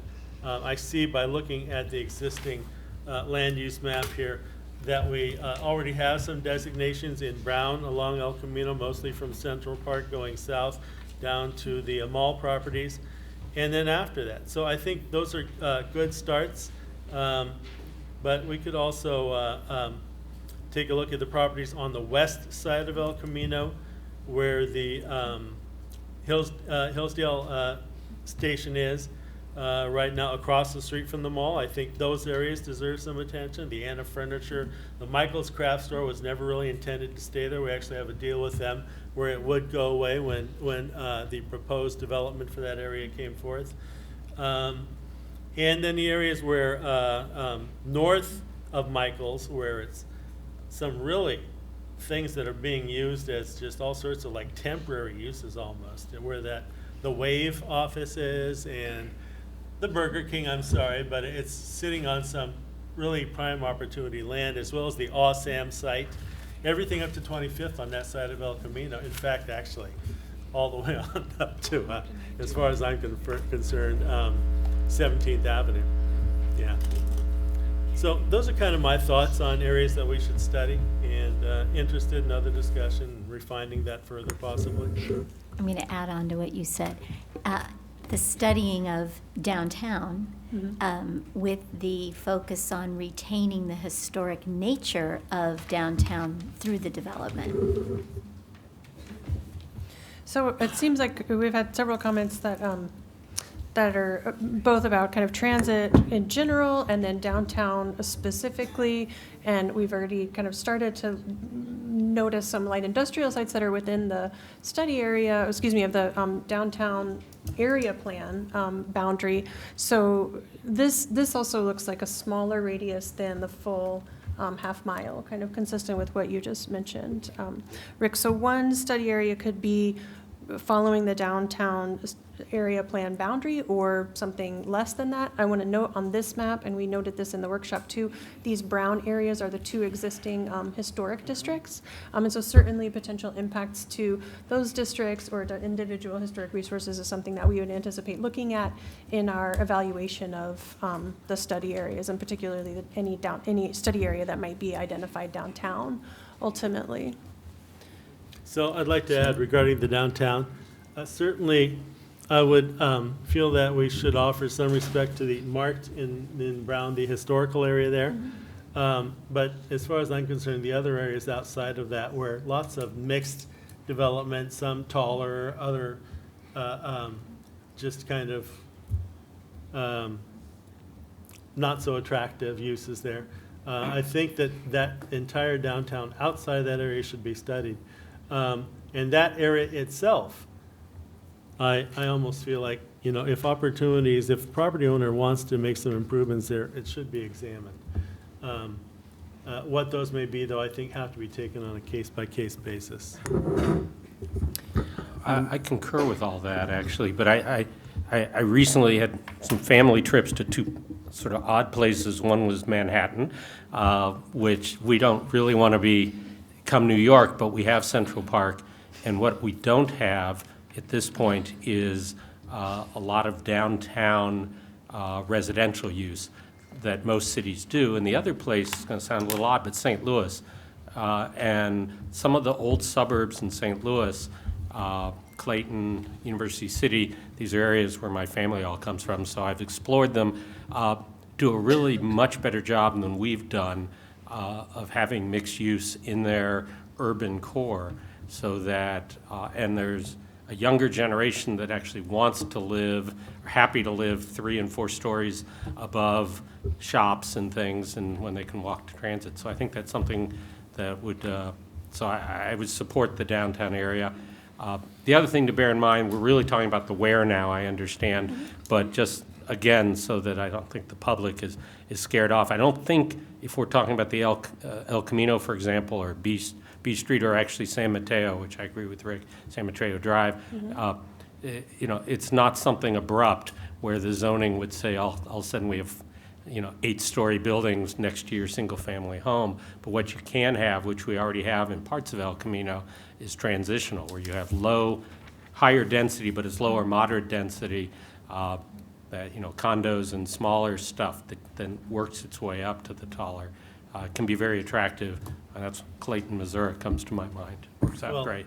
Actually, that whole neighborhood north of downtown along San Mateo Avenue has apartment buildings mixed all through it, 3 and 4-story apartment buildings. It's just not consistent. Yeah, agreed. And I think there are greater opportunities. I just wanted to echo off of what Rick was talking about and what Cliff was talking about. North San Mateo Drive, when you really think about it, it's a hodgepodge of sort of old medical office buildings. And if we were to incentivize and combine all the medical office buildings to 1 or 2 locations, that frees up a lot of land over there and a lot of really large lots. And they are directly adjacent to what I always considered like the densest part of the city of San Mateo. And when Julia put up the map going back to 1938, that section there was the old San Mateo, is the densest part, where you have 4-story apartment buildings. And so if you have 4-story apartment buildings, along North San Francisco Drive, in some ways it kind of fits the context. So when we think about certain areas and you're asking where, I mean, I would definitely echo North San Mateo Drive from downtown all the way up, yes. All the way Yeah. to the city limits? Yeah, I mean, when you think about it, because what was the old car dealership that just was? Shen. Shen. I mean, when you think about Shen, I mean, theoretically, that's what 4-story building now, and Yeah. you think that whole area, I mean, those are very large, deep lots, so. Okay, and other thoughts or input about a potential study area along San Mateo Drive, north from downtown to the city limits? Makes sense. I think we should pick the low-hanging fruit and move on to the less low-hanging fruit. Okay. You ready for Bringing out the When you ladders in a say- moment. When you say San Mateo Drive, are you thinking of the parcels kind of just touching San Mateo Drive? I am specifically, but, because either way, when you go farther east, you get, yeah, yeah, I think we need to change that. yeah. I'm gonna Yeah. make this. And the problem is you go farther east and you get into lower density, and sometimes some of the portions to the west is a little lower density too. But when you think about the properties that are actually abutting San Mateo Drive itself, those are, again, really big lots and, could definitely use for a study area. Okay, great. This is just a note to remind myself about that executive office designation. That's along most of this corridor right now.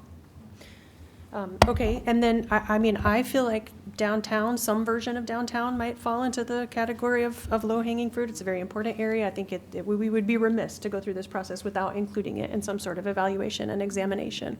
So then my question for you is just, if you want to give me any guidance on how you would draw a downtown study area.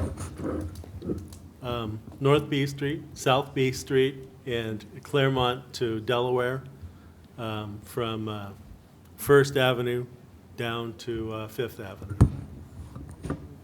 Great. Yeah, all the above. You guys feel good about that? And when we're, Is that, I mean, I think so nodding. I mean, we're creating a general boundary that it can change later on, I mean, it's not, we don't have to get it down to the exact. You don't have to get exactly to every parcel right now. We just want to make sure we're getting the general areas right. We'll help with that. Yes. So one question I have as Rick is drawing this out is that we just had a downtown specific plan updated last year, 2 years? Oh, it's still in the process. Yeah, so Oh, I see. part of what we ended up doing with the downtown plan update process, we did start the process, and the red boundary that you see before you was the study area that was identified at that time. Certainly, through, the downtown is a sub-area of the city. Certainly, as we're going through the general plan update process, if there's direction to adjust that red boundary, we can certainly do that. And within the current downtown area plan, the downtown area is divided into multiple sub-areas, and emphasizing, for example, North B Street as a sub-area. And so, all of these different things we can synthesize. So it's good information. I mean, we're going to study the downtown area anyway in the downtown area plan, right? So it almost has to be a study. It needs to be So a part right of now, this, yeah. It's just a matter of figuring out how big we want it to be right now. Mhm. Yeah, and we don't have to make that decision tonight.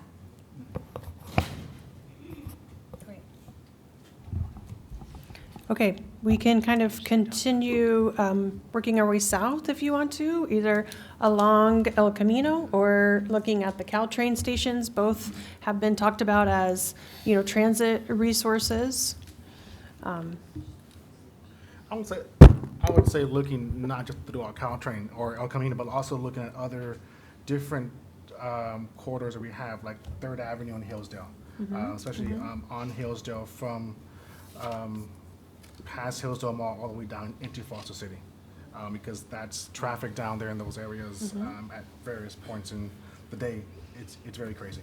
And also looking at other besides Hillsdale, also Third Avenue on the east side of 101 as well.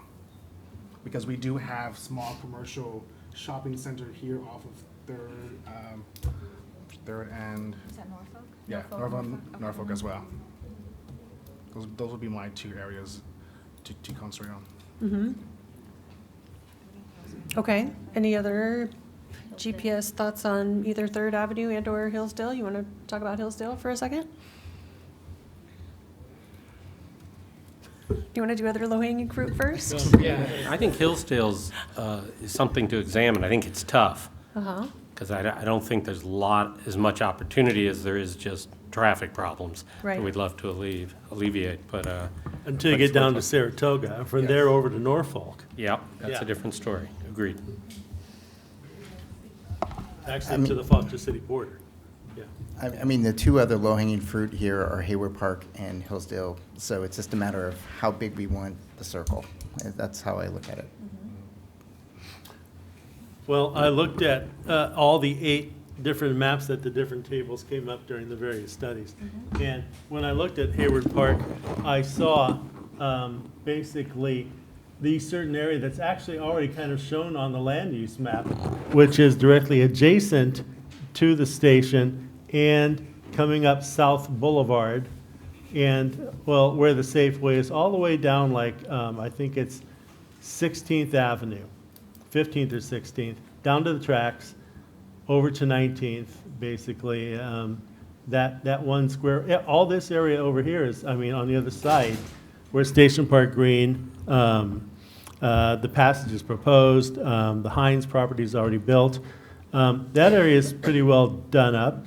The Rite Aid shopping center is still there, but the area that remains, I think, to be discussed is mostly this area directly to the west and along South Boulevard there. And so I think the radius is kind of, because we have 19th Avenue Park, we have really well-established residential neighborhood in Hayward Park. So I think this is an area where it should be actually focused right in the areas that are already being built and on the west side in these areas that are already shown on the land use map.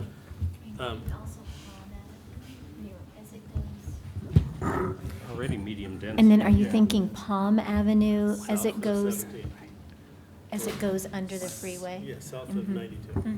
Yeah. Yeah. Okay. Hey, Rick, were you Thank thinking of that west of El Camino, where right over, like right by the Jacks and that area too as well? Which Jacks are you talking about? The one that's right there. Oh, yeah, yeah. Windy City. The shopping center, Borel. Right. Yeah. That whole area there should be considered for changes. And the chair just mentioned Palm Avenue south of 92.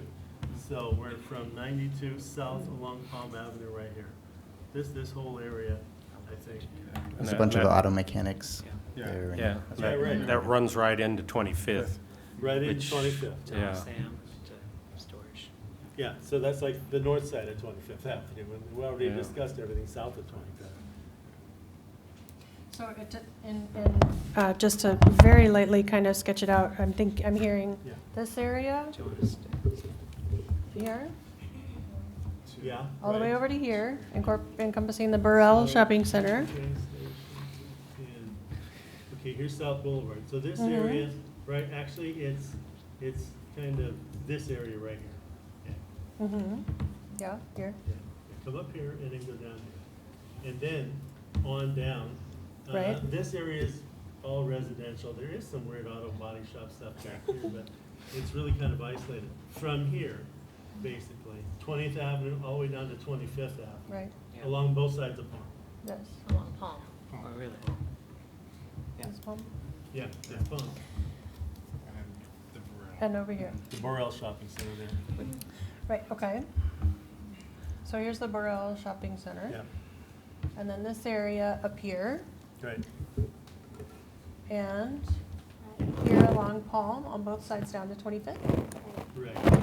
this. Yeah, and this area actually goes a little bit over along the tracks. Don't take the Taco Bell. You already took the Burger King, don't take the Taco Bell. I left the Taco Bell. Thank you.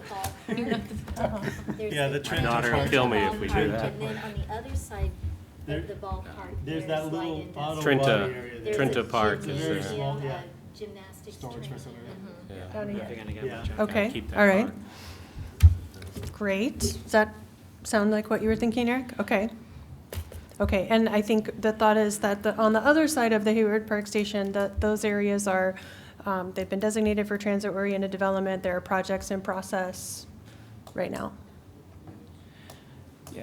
Okay. What, Do we need to put in there In here, yeah. to preserve the Trenta ballpark? yeah. Well, it's already understood we're preserving all It's parks. understood that it's Yeah, green? yeah, Okay. yeah. It's Still green. identified though. I'm noting that. And yeah, it's a great point. I think certainly in the workshop outcomes, as you saw in the compiled study need more areas parks. map, a lot of those areas include existing parks.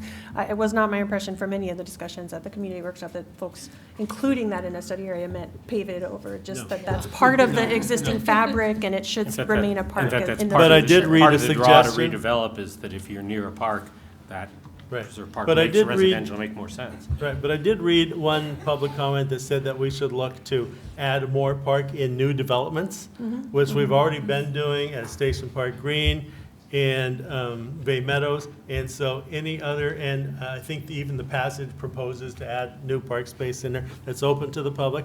We should make that a policy, that, wherever we have that opportunity, because we are really underparked. Yeah, So we're at like four, four where we should have six. yeah. So that's part of the what, and so Yeah. we Yeah, should okay. note that down, yes. Yes, it's noted. For What do- sure. What do folks think if we're moving from really low hanging to not so low? And this is areas I'm not that as familiar with. Do we? Oh, you think we, okay, I was gonna just. We haven't What's our talked, next we haven't talked about Okay. Hillsdale though yet, have You have we? were, sorry, Keep going. Good. I yield. Well, no, I'm just saying, don't we want to get the Caltrain stations first and then? Yeah, fair. Okay. What would be your thoughts around Hillsdale? A lot of the ones that have already been mentioned, they, yeah, basically, and all Anna's Furniture, Barnes and Noble, Mall. West side of the tracks. And all of that. And his furniture's in the purple over there. Yeah. Yep. Yeah, all the purple there. What do you guys feel about all the purple there? Okay. And the property owner has expressed interest. They're as well. offering They might be themselves. okay with that. Sorry. So just to clarify for folks watching, the purple areas, as I mentioned as part of the presentation, are sites requested to be studied, which means we've heard from the property owner or another kind of interested party that they are interested in hearing from the community through this process about ideas for the future of these sites. Does that actually apply to Yeah. the event center also? The county has expressed interest in studying the event center Okay. property. They're going to be doing that as part of a master planning effort, and it's just identified there as information. Right. The city doesn't have jurisdiction over that master plan. However, the general plan land use designation is identified in our land use map, and so if there are any proposed changes to that designation, they would have to come to our city council. So would we want to add that to that general thing, or is that completely different thing to? It's kind of, they're working on it. Yeah, I mean, we can include it as a study area, however, we don't control land changes in terms of the master planning part of it, but we would control the land use designation, so it's a little Would complicated. potential projects that they would have there impact the other decisions we'd have around it, such that we might want to take it into account? It could, if the county proposes county event center uses as part of their master plan, then we have no say and no jurisdiction. However, if they propose anything outside of that, then it could require council, city review and authorization. So it could. We just don't know what they're planning as of yet. Well, I was referring to what's around it. Would we want to take into account what they're likely to do or what they're interested in doing and how that might affect some of the decisions around it, if at all? I mean, definitely, we would look at that through the environmental impact report. It's just we don't know what that's going to be at this point. But that's something that we would be studying at that time. Got it. Okay. What else around Hillsdale, if anything? Have we already got the El Camino, around the El Camino? I did mention the area down here, 43rd, Yeah. this very southern end of Down town, Mateo area. where the old, right shopping area there is. Yes. If, Bel Mateo. Yeah. yeah, the Bel Mateo area there. Okay, so we're looking at Bel Mateo all the way at the southern end, or the entire El Camino corridor? No, it's from like 42nd, 40 or 41st. 40. You could go down there. You could do this. The city owns some land in there. Okay, so the southern end, including the Bel Mateo Shopping Center, the southern end of El Camino, down to the Belmont city limits. Yeah. Can we? Okay, that's good for GPS members? I mean, can we, since we're touching El Camino, can we talk about El Camino? Because we haven't really, I mean, obviously on what the community has wanted, that's like the darkest area.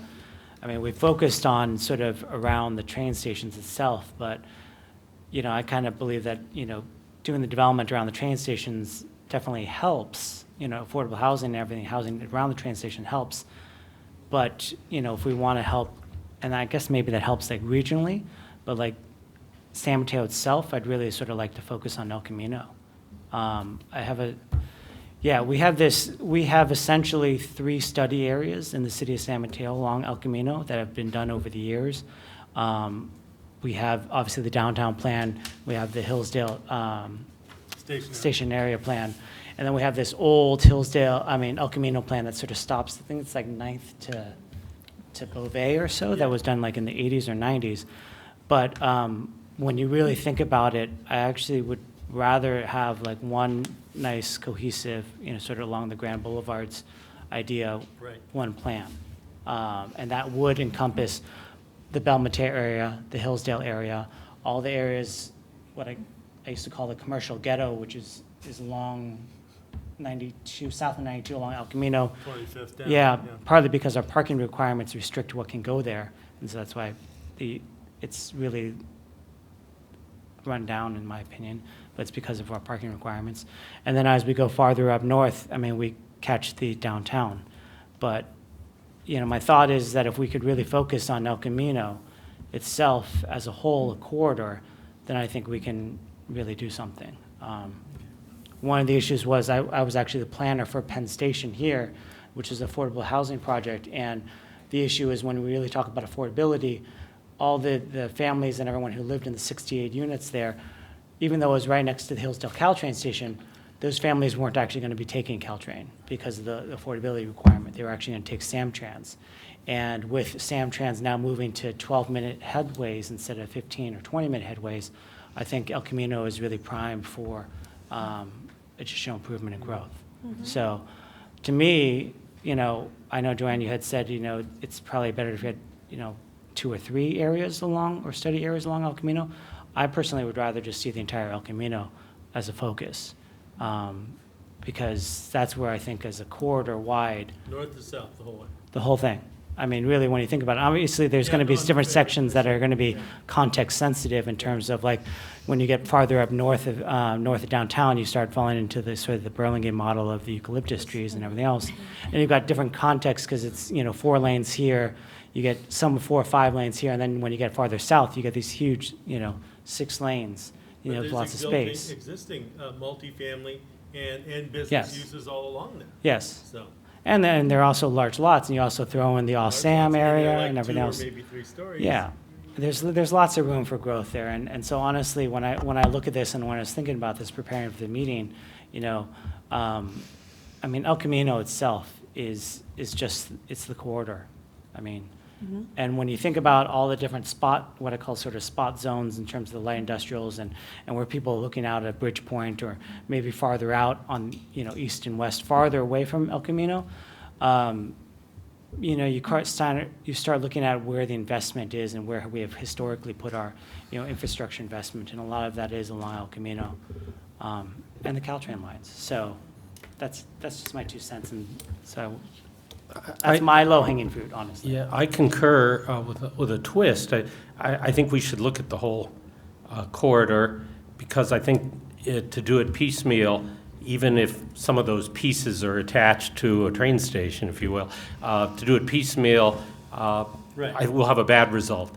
When we get to the what stage, when the city gets to the what stage, it helps to have the context up and down the whole corridor. It doesn't mean the whole corridor can be changed. Everything's different, but it would be wonderful to have a cohesive look. Yeah, I mean, we actually, honestly, when you look back at the history of San Mateo, that's what we've done. We've historically done piecemeal of El Camino with all the different plans that we've had. And, you know, in some ways, this is sort of the core. This is how San Mateo was before the trolley came down. So I just feel like it's sort of time for it. It already has robust, I think, and getting better Samtrans service. For $1.10, I can get just about anywhere from my home, anywhere up and down that line. So, and they're going to electric buses, so that's going to make the place quieter and cleaner. So I've heard several comments. Go ahead. Did you want to add something? Oh, no, I was just going to add, Rick had earlier mentioned potentially studying, you know, a certain distance from El Camino, east and west. Is that Right. something that sounds like maybe of interest to the GPS to study the El Camino as a whole? I'm fine with studying it, but I actually agree with the comments that Cliff made in terms of when it starts getting into the single-family home districts. I also agree that we should be looking to put housing elsewhere first, so. Yeah, the old Grand Boulevards, I mean, the study area in the process talks about a half mile from El Camino, but I actually think it's just too much. It's way too much. I mean, when you really just focus in on the abutting properties along El Camino, I think you can really do a lot. And that sort of preserves some of the single-family neighborhoods, but also allows for some really large lots to be included in the study. So existing uses that face on El Camino. Yeah, or within like, I mean, there's some, I mean, when you think about off of, on the southern part here, I mean, there's some properties here, you know, actually, when you really think what we already highlighted along Palm, I mean, this section from El Camino to the train tracks, to me, that could all be included. Yeah. Same thing with All Sam, when you think Right. about that little Yeah. alley in the back. Right. I wouldn't just say, just look at It All goes Sam. 300 feet It goes back. all the way back to Yeah. the train tracks. You know, my thought is, yeah, it wouldn't be the half mile the Grand Boulevards have always suggested, but it's sort of the properties abutting El Camino. Yeah, I would say that the starting point is, when you're talking about the El Camino corridor, you're talking about just what faces El Camino, and then there will be pockets, Right. large pockets, if you will, but where we'll go wider because what the existing use dictates that. Okay, so I'm seeing lots of nodding for a study area, the entire length of El Camino from north to south with kind of sensitivity to the surrounding context and some places where it might be wider, and some cases where it might be lower. And, you know, just to reinforce the message that we're not talking about the what tonight, but I think in all of the study areas, the goal here is to really have a range of alternatives, what we're going to get to ultimately. So these study areas some of them might consider significant change, and others of them might consider very little change as we move forward in formulating the land use alternatives. Okay, thank you. So I'm not going to try to mark the individual parcels here, but we have definitely heard that direction. Ramiro, I may have to hand off to you. Inconsistent with community feedback. Yeah, look at that, the map, yeah. So it's a concept. Thank you. Teamwork. I love it. Great. Eric, what other low-hanging fruit do you have for us? I think we're on the medium hanging fruit. Oh, okay, all right. At least in my opinion. Okay, our fruit is stepping up a notch. Get ready. You want to kick it off here? Yeah.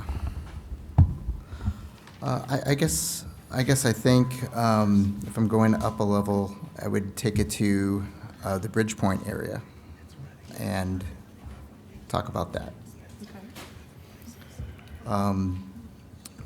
Basically, I think all that area should just be studied and to see what it looks like now and what it could be or not. But Okay. Other thoughts? I concur. Yeah. Stacy.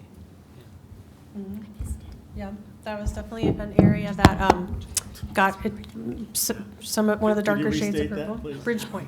Yeah, okay, Bridgepoint. Yeah, I get it. And the so- public got it too, I saw that Yeah. marked many times. Okay, the entire, all the way out to the Well- water, or I think it's mostly just the shopping center area, actually. What about Home through the Depot? honors there? Here, The office buildings? no, this is residential, this is an office building, so you could, yeah, there you go. What, does that make sense to you? And then all the way back. Yeah, I mean, I think that a circle around there and letting planning staff figure out Yeah. the boundaries is good. I mean, you could include some of the office buildings, because, I mean, as an example, the Waters project, where it's converting office to residential. So the idea is that there are some large office properties there that may eventually want to convert to residential, and, you know, I wouldn't preclude that. I think those are mostly on the south side of 92. Yeah. The gateway area. Yeah, gateway, yeah. But I mean, I wouldn't preclude it, yeah. Yeah. Will you just draw a little bit south of 92 for me, Ramiro, to capture that? No, the other side, yeah. Yeah. Yep, Closer to you. the gateway. From this to there. Okay, that wasn't too bad. No, maybe it was lower than I Medium, thought. medium did Nice well, apple yeah. Didn't have to go too high up the ladder on that one, apparently. You had something, Cliff? Laurelwood, I think when you look at it, I think it, like Bridgepoint, you know, the what, which we're not really getting into, is probably more of mixed use than, you know, than levering off existing transit and so forth, but it's right on the highway. There's some space there that, and there's lots of single and multifamily that's not going to change, but there's some areas that should at least be studied, I think, or considered for study. And there's Campus Drive, the Campus Drive area come down here. Actually, part of it is being redone, proposed to being redone already. But it's actually all right for some improvement there. You know what I mean? We do have, Yeah, we do have, Campus Drive. Isn't it on the other side of 92? it's where the two purple marks are. Yeah. Yeah, the It's two, over here. yeah, those two. And we have an application. This is campus. Yeah. So- Yeah. So here's the shopping center. Campus Drive comes down here. All of So, this. Cliff, I don't know if you can reach, but when you say, or maybe you can just point with your pen or something, but when you say Laurelwood, what would that encompass for you? I'm looking at the little map here. Uh-huh. Basically, West Hillsdale, where it hits 92, there's a shopping center, which is The red. is much liked, and that's fine. Right. But there's also some empty space and some offices. and Some of that things is you look open at. space, actually. This is open space back here. This is the office spaces along Campus Drive. Yeah. I guess This you're is right, the shopping yeah. center. So really focusing Refer on to my these brother Rick. areas that are in purple? Okay. Yeah. So one of, just for the record, among those purple properties, one of them, the property owner has already submitted a pre-application. There's interest in redeveloping already. Yeah. So it's one of those, there's 3 properties, I think, and there, like you were saying, in terms of office buildings, there's a life to some of these office buildings, and so they're at the point where there's interest in potentially Great. redoing those sites. With residential. You got that. Okay. Does that look like what you're comfortable with that? Okay. Great. That doesn't include the shopping center. Yeah. No, does not. shopping center's down here. Is that what you want to include? I wouldn't personally change the shopping center, but I think there's some space that is not well utilized at the center. If somebody, you know, were to, I would study that area. Yeah, 'cause it's You on wouldn't be both replacing it. sides. Down here. Yeah, there's some stuff. To look at. Yeah, we're just talking the study here. Yeah, I mean, if we're talking about sort of like the locations, I'm okay with just sort of looking at it, but I have a sort of stronger bias towards intensifying areas that are farther away from sort of the transportation core.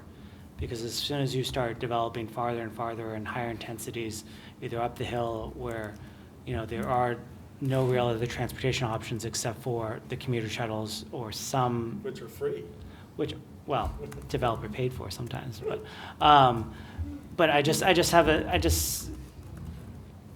that's more getting into the what, but sort of my bias is that I'd rather sort of not intensify areas that are farther away from the transportation corridors. That's a thought. Yeah. Yep. New one? Or this? Another area that I'm interested in learning more about is, I don't know what they call it, it's around Norfolk and 92, kind of where Fish Market area, Staples, Apple Fritter, across the street. It's been identified as I know. purple. There's one of the, yeah. It's one of the purple parts. It's right there, yeah. One more side, that one, yes. Parkside Plaza. Parkside Plaza. And then Fish Market is white right now. Yeah. Yeah. But then below it a little bit too, there's like storage. Yeah, and- where the apple Yes. fritter is. And then across, on the other side, To across the the street from creek. Norfolk, there's, No, not that far, the channel right there. Along 92. Does that look like along what you're Norfolk. talking about? Yeah, that's it. yeah, but also on the You're other talking side. about Yeah, down here, this is Yeah. where Waters, Well, that's Waters Waters is right on the there. other side, Yeah. there's this like, oh, yeah. Yeah. An office building. It's kind of- generally right around So here. this is Waters. Yeah. This It's is the other parking one. for This is apple PG&E fritter right now. Substation right here. Yeah, so generally, I'm just circling, Yeah, right. just because we don't need to like, you know, Yeah. it's Does that generally. look like what you were Yep, talking about? exactly. Okay, good. Everybody feel okay about that one? Great.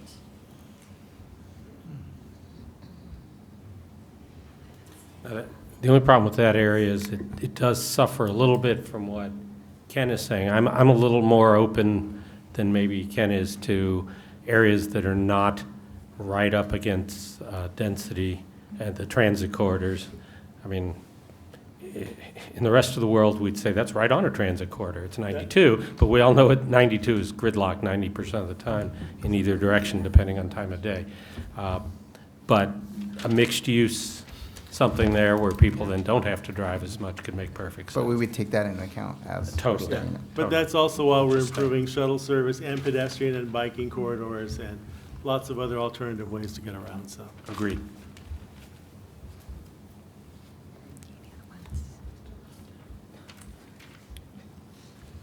Anybody else have one, or do you want me to keep going? Wanna go? Sonora Drive. On, I think it's Third, right when you cross, going east on, when you cross 101, that area, what is that plaza name? Parkside Plaza. Parkside Plaza? Is that Third? No, it. You're Third talking about Norfolk. Chavez Market? Yeah. The Chavez Market area? Chavez Market, yeah. Yeah. On Norfolk, right here. Yes, right there. Right around there. I don't know, I saw that on the communities map, and I'd like to learn more about that area as well. I don't know what other people think. I see some nodding. Ellen? Yeah. And then what's that area over by, over by the Montessori school? North Shore View, it's called, North Shore View? North well, Shore View. that Kingston. shop instead of Kingston Kingston. Cafe. Yeah. It's right here, right there. It's a smaller, do you want It's a me to very show? small strip mall, but we're Yeah, that's looking it. at it. Yeah. I mean, it is right next to the Monte Diablo pedestrian overcrossing, which is good. It's true. The pedestrian overcross is right there. Did you circle it? Yeah. I did there. Well, and there's, I'm just circling things now. and there's also the, as you come north along the freeway, before you get to Door, there are hotels Hotels, along in there. This whole little area right And that here. might be something that we should look at. And, yeah. These wide open Van spaces. Diablo. There's a Yeah. limo, Yeah. there's a limo. Yeah, it's and just so- this area right here. And there was a project in there being I mean, built really, when you- currently now too. Yeah, When you right. think about There it, you it's go. like that whole area there. Yeah. Mr. Mickey. Don't take away the TOT tax. Okay. Yeah, yeah. Do you have more? Well, now I'm getting down to parcels now, so I'll let Oh. other people. Okay. Any other larger scale areas? These have all been great examples. Thank you. I mean, depending on how we define the downtown specific area, but the off of 3rd and 4th Avenue has always been considered sort of the gateway And so the idea, does that stay in the downtown plan, or do we not look at it? We obviously have, it's right within half mile of downtown, the downtown Caltrain station. You know, we have the Metropolitan that was built. There's some other high density units. The new office building project is going in there. I don't know whether or not we look at that, or whether we just keep it as is because the zoning and everything sort of allow for the high density stuff. It already allows it, Yeah, yeah. so. Though we could study it to see what improvements might be able to be made there. Yeah. So one thing, sorry, is this on? So one thing I want to just mention, when we show the red boundary to the community in terms of the downtown study area, everything within that area was already part of that downtown plan study. And so what I'm hearing tonight is an additional emphasis on certain areas within the red area, which is good. Our downtown is historically one of the larger downtowns in the peninsula. And we want to, for example, as Rick was saying, North B Street is a segment, it's a sub-area with a certain flavor. So there's certain areas where we might, as we continue these community conversations, want to emphasize certain themes in certain parts of our downtown just because it is so large. So I'm glad to hear, there's interest in certain segments within that downtown, but I think right now we're not at the point where we're deciding to take away certain areas. I think we're just, aggregating and taking all this information about areas of interest. Right. Great. Okay, well, we can certainly come back to larger areas, and/or if we remember any other kind of low or medium hanging fruit. But in the absence of any of those proposals right now, Eric, if you want to bring up some of your more specific items for discussion. Yeah. So, yeah, we're definitely, at least as far as I'm concerned, these are getting way up the tree. But and they might not even need, yeah, I'll just throw them out. So the shopping center that's just north of the Woodlake Apartments and condos. Yeah, Safeway and Wingstop. Yeah, that's there. That's one area that I would like to. So there's concurrence on that? done. Check. Take care of it. We're just there. It's a lot easier now. Yeah.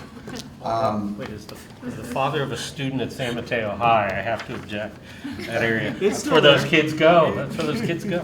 Well, No, it should be looked at. Yeah, well, makes I sense. think, That is where that they- Safeway, having lived in Woodlake, is very, very important to not only residents of Woodlake, but that whole area. So I would think that, if we were looking at it, we would want to make sure that we're not Continue to serve that incentivizing neighborhood. that the grocery store leaves.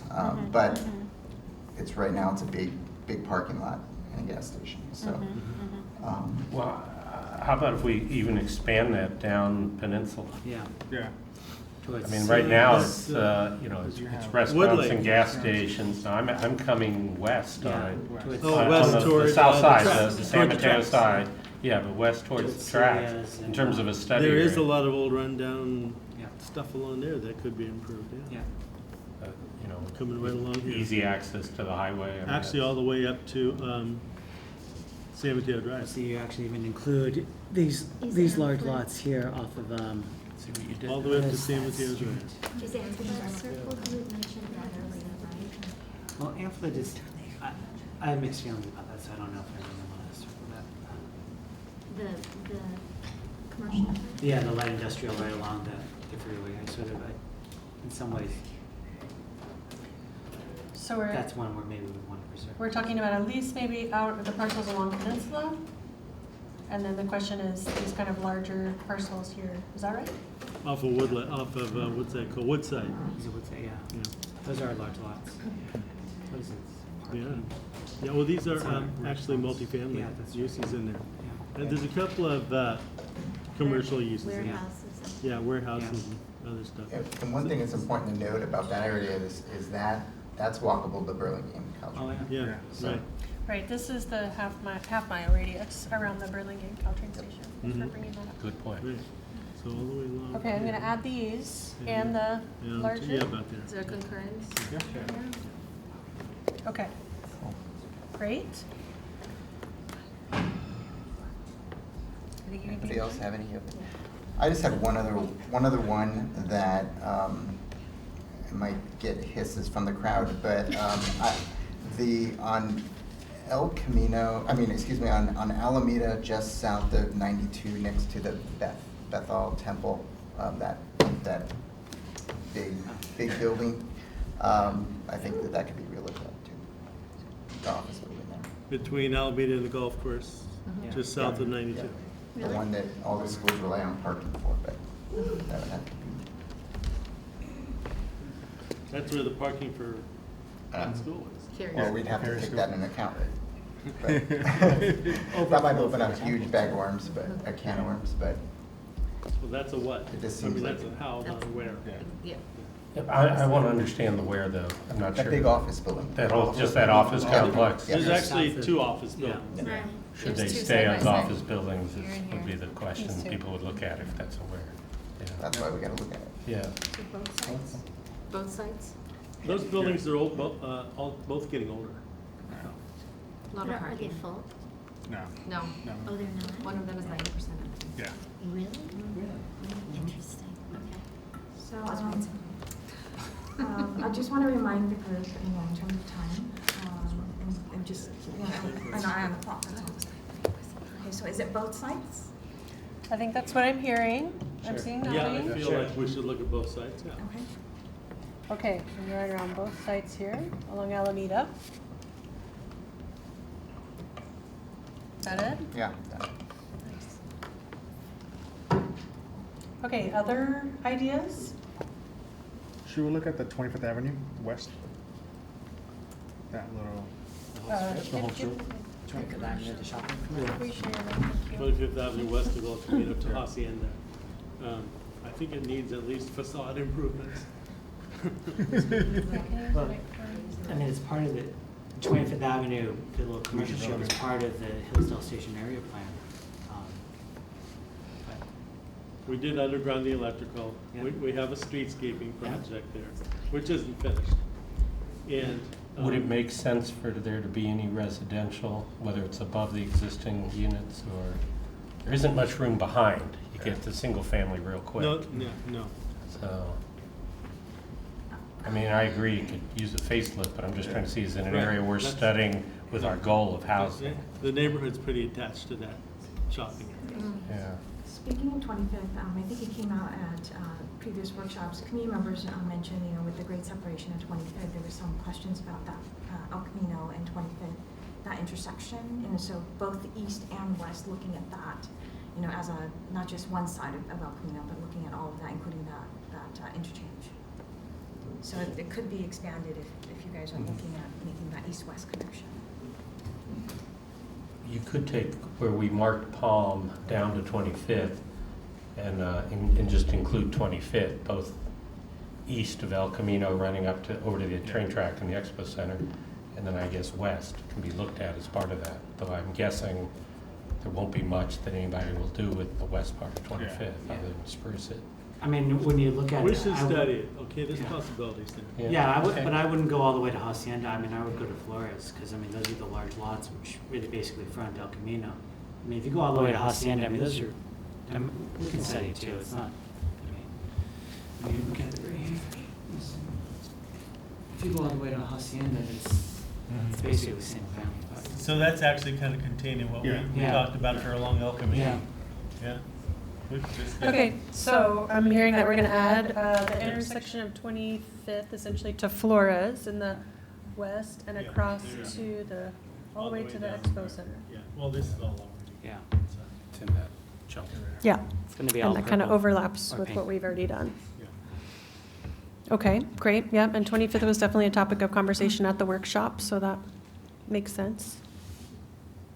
Looking at the compiled study areas map or the general plan designation map, any of the other sources of information that you have so far, any additional thoughts? Well, I think one thing that would help is if we had overlays of all the other study areas, such as the Hillsdale Station Area Plan or the downtown plan, obviously we have, or the TOD corridor plan. I mean, a lot of the areas that we sort of highlighted, have had plans in the Yes. past. Even the Mateo area has had plans. And so the idea is that if we are, doing additional plans, are we superseding them, or are we, basically just overriding them? And because a lot of these places were sort of overlapping, and having those outlines would actually be helpful.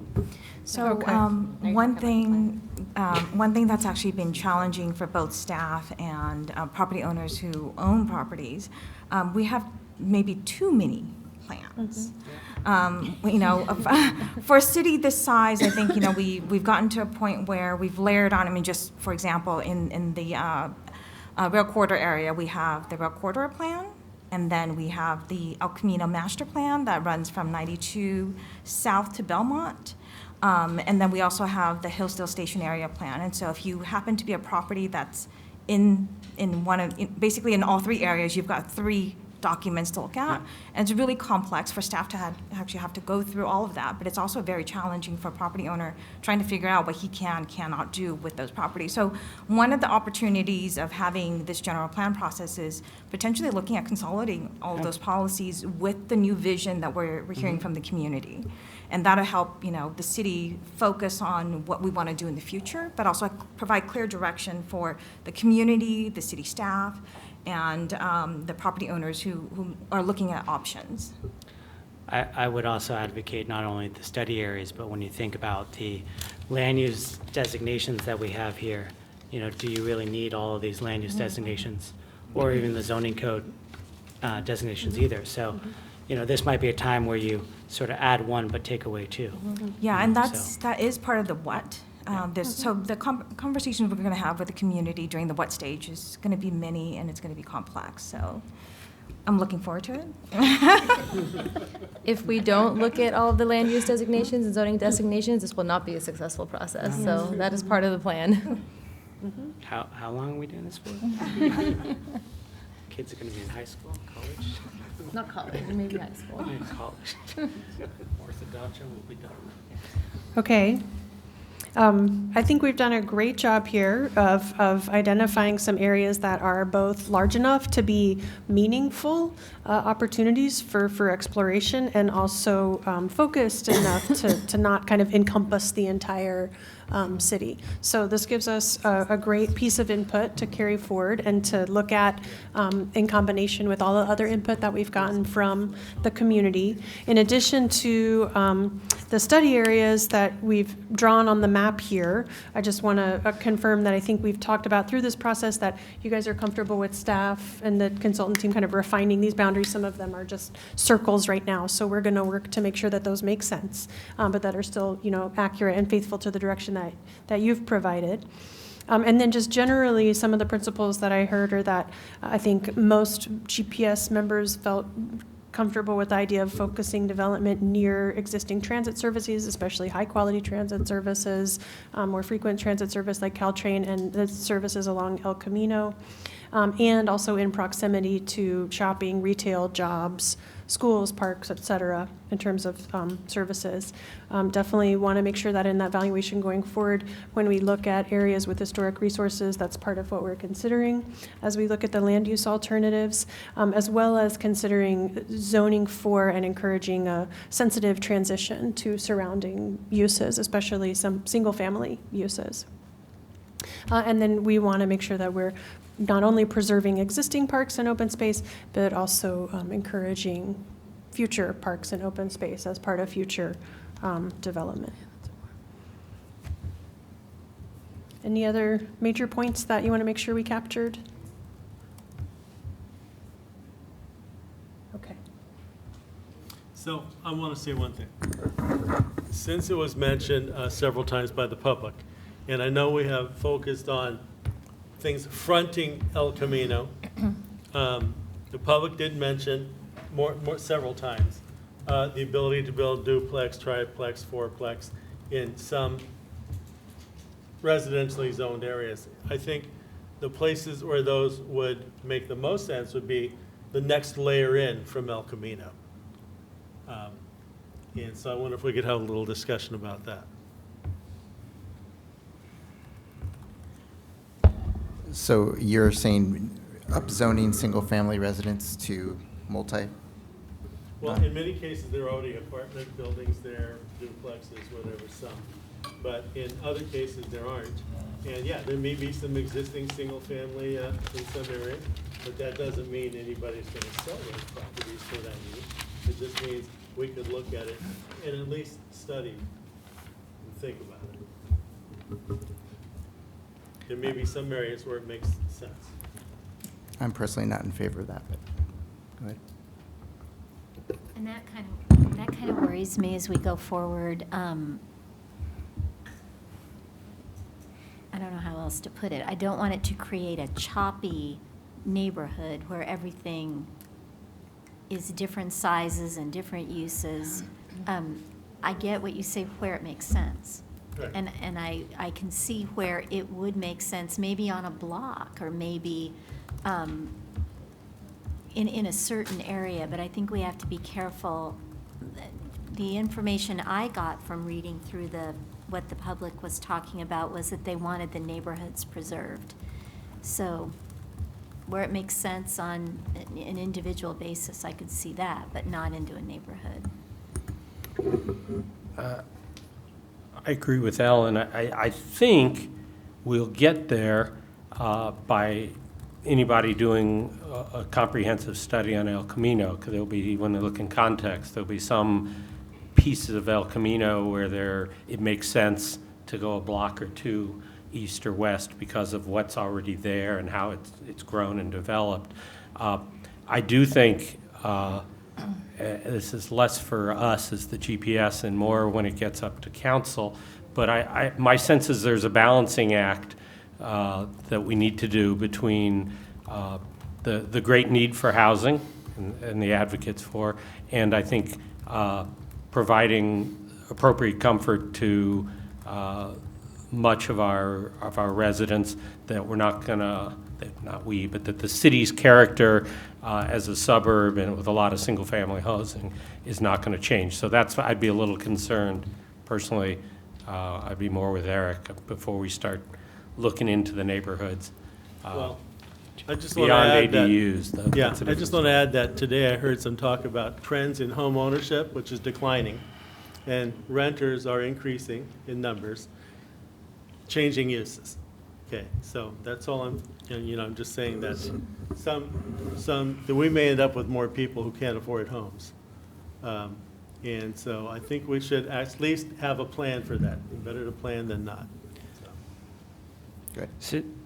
So my 2 cents on it is that in terms of if it's sort of adjacent transportation corridors, I'm for it. However, with the caveat of I sort of look at it in a different way. And the way I look at it is like if you're going to do duplexes and triplexes, the lot sizes have to be there. Meaning that, you can't have a single-family property that's 5,000 square feet and then all of a sudden say, we're going to do a triplex there, right? And so when you look at the land use designation maps, I mean, there are properties that are designated single-family, but are huge. And I'll just say, like I was explaining to my wife earlier, across from City Hall down, what is that street that goes to 25th Avenue? Isabella, right? Those lots are like, 150, 200 feet deep. Right. And they're zoned single family, and I think that, and they are adjacent to more high intensity uses. To me, it's not necessarily, hey, let's go ahead and take care of every single family dwelling and say, let's do a duplex or triplex. But I think we have to be more context sensitive in that if there is available space, then I think we can sort of look at that. And I think that locations where you have those huge, deep lots that are zoned single family, that are adjacent or near transportation corridors, then I think then that makes perfect sense to me. Yeah. But when you're talking about, doing duplex and triplexes sort of in the middle of, not nowhere, but where people have to drive all the time, then I didn't say that. Yes, I know you didn't, but I'm just saying, like, my 2 cents is like, I wouldn't be in favor of that. I would just, I like along the transportation corridors. But also, again, thinking about it in terms of context sensitivity and that, how big are those lots?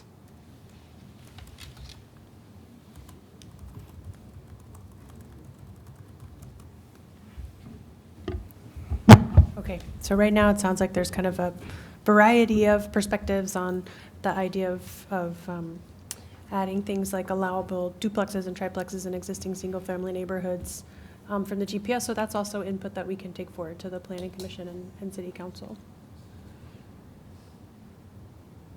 Yes. Okay. Okay.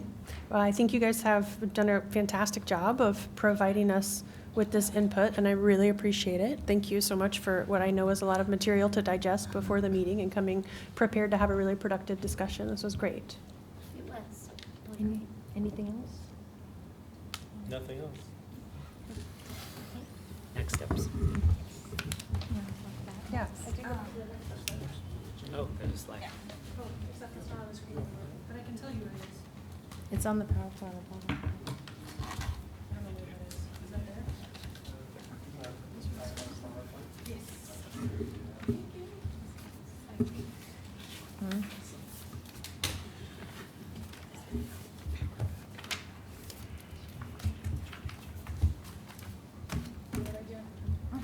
There we go. What's up?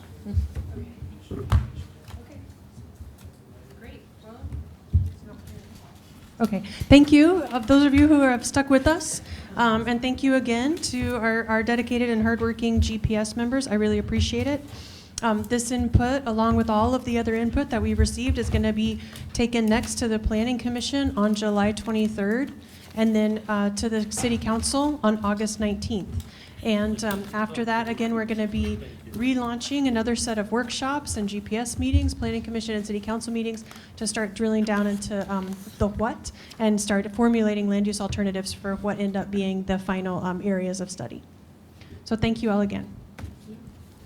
And just one final push, the online mapping exercise tool, it is available. So if you haven't done it, if you know folks that were not able to participate in the workshops, please encourage them to participate and share their ideas online. Thank you. At strivesanmateo.org. Meeting's adjourned.